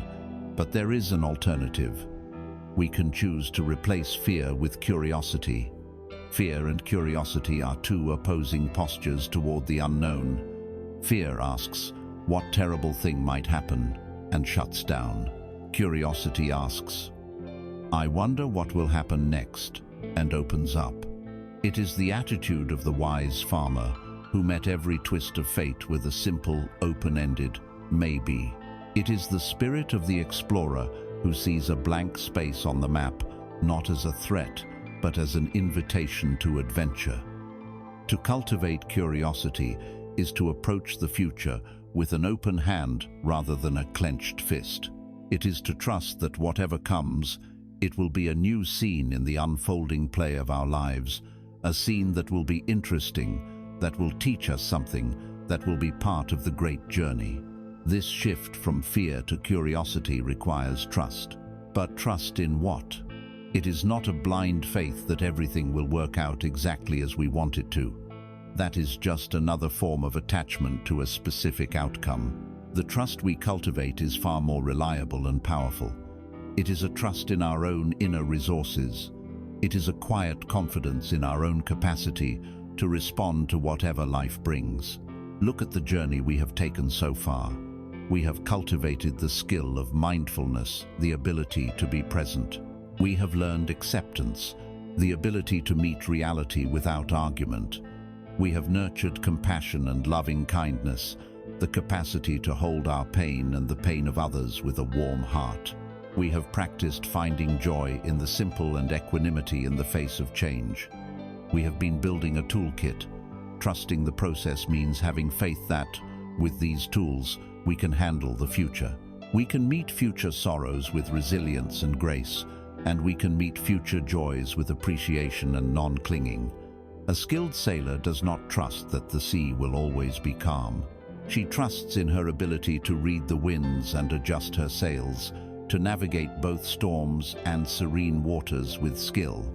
We are learning to become the skilled sailors of our own lives. Imagine an improvisational jazz musician or a comedic actor stepping onto a stage. There is no script, there is no sheet music, there is no plan. From the outside, this might seem like the most terrifying situation imaginable. But for the artist, it is a state of peak creativity and presence. Their confidence comes not from knowing what they will play or say next, but from a deep trust in the process. They trust their years of training, they trust their fellow performers on stage, and most of all, they trust their own ability to listen deeply to the present moment, to the note just played, to the line just spoken, and to respond instantly and creatively from that listening. The magic of their performance, the humor, the beauty, the surprise, is born directly out of that space of not knowing. If every note and every word was scripted, the performance would be stale, lifeless, and predictable. Life is the ultimate improvisation. We spend so much time trying to write a rigid script, and then we suffer when life inevitably deviates from our plan. To befriend uncertainty is to tear up the script. It is to step onto the stage of each new day with the trust of an improvisational artist, ready to listen deeply and respond from our heart. This leads to the ultimate freedom of letting go, the freedom in not knowing. The demand for certainty is a prison. When we are attached to one specific outcome, one career path, one vision of a relationship, one plan for our lives, any deviation from that path is perceived as a failure or a tragedy. We become brittle and fragile. But when we truly embrace not knowing, we become fluid and resilient. We are no longer attached to a single destination, so we are free to appreciate the unexpected detours. A failed plan is no longer a catastrophe. It is simply an interesting plot twist, an opportunity to improvise. We might discover paths we never could have imagined, strengths we never knew we had, and destinations far more beautiful than the one we had originally planned. This is the final letting go. It is letting go of the need for life to conform to our limited mental model of it. It is allowing life itself to be our teacher, our guide, and the unfolding mystery that it truly is. Ultimately, this journey of befriending uncertainty and letting go of control leads not to a state of empty, passive resignation, but to a state of profound, engaged, and joyful participation. It leads to the state of flow. Our journey of letting go has brought us to a remarkable place. We have learned to befriend uncertainty and to release our anxious grip on the future. We have begun to trust our own inner resources, our ability to respond to life with the creative spontaneity of an improvisational artist. This raises a new question. When we stop trying to constantly control and manage life, what does our action in the world begin to look like? Does it become passive and weak? The wisdom traditions suggest the very opposite. By letting go of struggle, we open the door to a more powerful, intelligent, and graceful way of being and doing. This is the experience of living in a state of flow. We have all had fleeting glimpses of this state. The athlete who is in the zone, whose every move is perfect and instinctive. The musician who is lost in the music, the notes flowing through them without conscious thought. The writer or artist who looks up to find that hours have passed in what felt like minutes. In these moments, the sense of a separate, striving self dissolves. The action feels effortless, yet it is highly effective. There is a perfect harmony between our intention and the world's response. The ancient Taoist sages gave this state a name, Wu Wei. Literally, this translates as non-doing or non-action, but its true meaning is far more subtle. It means effortless action, or action that arises from a place of such deep alignment with the flow of life that it does not feel like an effort at all. This graceful and effective way of acting does not arise from a busy, calculating mind. It arises from a place of inner stillness. Our usual mode of operation is to overthink, to endlessly analyze pros and cons, to second-guess our every move. This mental noise creates hesitation, friction, and a clumsy self-consciousness that impedes effective action. But as we cultivate mindfulness, we begin to develop a background of quiet presence. From this stillness, a different kind of intelligence can emerge, intuition.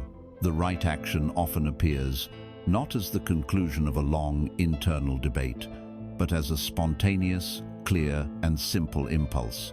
It feels natural, obvious, and right. It is the difference between the tense, furrowed brow of a novice trying to remember the rules and the relaxed, confident grace of a master whose skill has become second nature. This points to a beautiful paradox. The state of effortless action is often blocked by the very act of trying to achieve it. The harder we consciously try to be graceful, the more awkward we become. The more we try to be witty, the less funny we are. The more we try to force ourselves to fall asleep, the more stubbornly awake we remain. The part of us that is trying is the small, conscious ego, the self-appointed controller. And this controller, with all its anxieties and self-judgments, simply gets in the way. To enter a state of flow, or wu wei, requires a profound act of letting go. We must do the foundational work. We must practice the skill, train the body, study the craft. But at the moment of performance, at the moment of action, we have to trust it. We have to let go of the conscious controller and allow the deeper wisdom of our trained instincts to take over. An archer trains for thousands of hours, perfecting her stance, her breath, her release. But in the moment she lets the arrow fly, she is not thinking about the angle of her elbow. She is in a state of pure, focused presence. She has become one with the bow, the arrow, and the target. The ego, the I who is shooting, disappears, and only the act of shooting remains. We can see this principle embodied in the image of a master craftsman. Watch a skilled woodcarver or a master potter at work. There is no wasted motion, no hesitation. The chisel seems to be a living extension of the carver's hand. The potter's hands dance with the clay, coaxing it into form with an intelligence that seems to be in the fingers themselves. Their movements are fluid, efficient, and profoundly beautiful. This state appears effortless, but it is not the result of laziness. It is the result of thousands of hours of dedicated practice that have become so deeply ingrained that the action can now flow without the clumsy interference of the conscious mind. It is a state of disciplined spontaneity. An even more powerful metaphor for Wu Wei is the action of water. Water, in its nature, is soft and yielding, yet, over time, it can carve canyons through solid rock. Water never confronts an obstacle with rigid, head-on force. When it meets a boulder in the stream, it does not get angry at the boulder or try to smash it. It simply yields, flows around it, and continues on its path, its momentum unbroken, its nature unchanged. This is a model for how we can navigate the obstacles in our own lives. Instead of meeting difficulty with tense resistance and aggressive force, we can learn to be like water, adapting, yielding where necessary, and finding a new path forward with fluid, intelligent grace. Modern psychology has also studied this phenomenon, calling it a flow state, and has identified the conditions that tend to bring it about. First, there is a clear goal. The climber knows her goal is the next handhold. The musician knows her goal is to play the piece. Second, there is immediate feedback. We know right away if our action is working. The climber feels the solid grip. The musician hears the correct note. And third, and most importantly, there must be a balance between the level of challenge and our level of skill. This brings us back to the Buddha's analogy of the lute string. If the task is too easy for our skill level, we become bored and our attention wanders. If the task is too difficult for our skill level, we become anxious and overwhelmed. The flow state exists in that perfect, exhilarating channel where we are stretched to the very limits of our abilities, but not beyond them. It is in this state of high challenge and high skill that the self disappears, and we become completely absorbed in the activity. To live in the flow is the culmination of our practice of letting go. It is where being and doing become one. It arises when our trained skills and a quiet mind meet the challenges of life with full, unself-conscious attention. It is the grace of the master craftsman, the intelligence of water flowing around a rock, the spontaneous beauty of the improvisational artist. When we learn to act from this place, we are no longer fighting the river of life. We are dancing with it. Our entire orientation towards our existence begins to shift. We learn that life is not a series of problems to be solved, but a reality to be experienced. And this understanding changes everything. We have spent our time together exploring the currents of the mind and the nature of our journey through life. And now we arrive at a final, unifying realization, a truth so simple it is often overlooked. The struggle we experience is largely a creation of our own resistance. Life itself is not a problem to be solved. Peace is not a prize to be won. Both are available to us in their fullness the moment we stop fighting. This shift begins with a fundamental change in the question we ask of ourselves. For most of our lives, we operate from the question, how can I get what I want from life? This question places us at the center of the universe and sees life as a vast warehouse of resources to be acquired or a series of obstacles to be overcome for our personal satisfaction. It is a question born of the ego, and it locks us into a cycle of striving, wanting, and frustration. The path of wisdom invites us to ask a different question, a question that is quieter, more humble, and infinitely more powerful. What is life asking of me in this moment? This question shifts us from the role of a demanding commander to that of a responsive partner. It implies that each moment has its own intelligence, its own needs. Sometimes the moment asks for decisive action. Sometimes it asks for profound patience. Sometimes it asks for our grief, our joy, our creativity, or simply our silent, attentive presence. To ask this question is to learn to listen to the subtle language of reality, to align ourselves with the flow of what is, rather than trying to force what is not. It is the beginning of the end of our inner war. With this shift, our definition of peace is also transformed. We cease our hunt for a mythical, problem-free existence. Peace is not the absence of difficulty. It is the ability to be with difficulty without being consumed by it. It is the inner stillness that can hold chaos. Imagine a deep, ancient forest. Storms will come, trees will fall, fires will rage. The forest ecosystem is not peaceful because these things do not happen. It is a dynamic, thriving system that knows how to absorb, adapt, and regenerate in the face of these challenges. Our inner life can become like this. Peace is the capacity to allow the storms of emotion and circumstance to pass through our awareness without being uprooted. We can have problems and still be at peace. We can feel sorrow and still be at peace. Peace becomes the vast, silent container for our entire human experience, not just the pleasant parts. Let us return one last time to the image of the river. We began this journey rowing frantically upstream, exhausting ourselves in a futile battle against the current. A common fear is that if we stop rowing, we will simply drift passively, crashing against the rocks. But this is a false dichotomy. The path of wisdom is a third way. We stop rowing against the current, yes, but we do not drop the paddle. Instead, we learn to use it as a rudder. We become skillful sailors on the river of life. We use the river's own energy, its own powerful flow, to guide us. We accept the direction of the current, but we steer with gentle, precise movements to navigate around obstacles and through narrow passages. This is the essence of the middle way. It is not a fight, and it is not a surrender. It is a skillful, intelligent, and graceful dance with reality. There is a timeless story that speaks to this entire journey. It is the tale of a man who heard of a magnificent, priceless jewel that could bring eternal contentment. He became consumed with the desire to find it.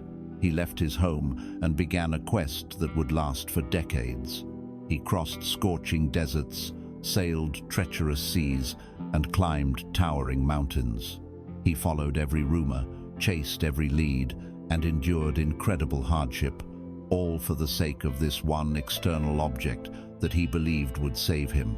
Finally, old, weary, and utterly defeated, he gave up and made the long journey home, his heart heavy with the bitterness of failure. He arrived at his simple house, empty-handed and broken. As he took off his tattered travel clothes for the last time, his hand brushed against a small, hard object sewn into the lining of his own pocket. He pulled at the thread, and out into his palm fell the jewel. It was more brilliant and beautiful than he had ever imagined. It had been with him the entire time. He had carried it across the entire world, never knowing it was there. So it is with peace. It is the jewel in our own pocket. We search for it everywhere, in success, in wealth, in love, in recognition, believing it is somewhere out there. The search itself, the frantic journey, is what prevents us from simply stopping, being still, and looking within.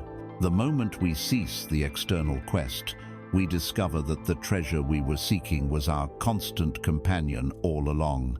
You already have it. You already have enough. And so, we bring our journey to a close.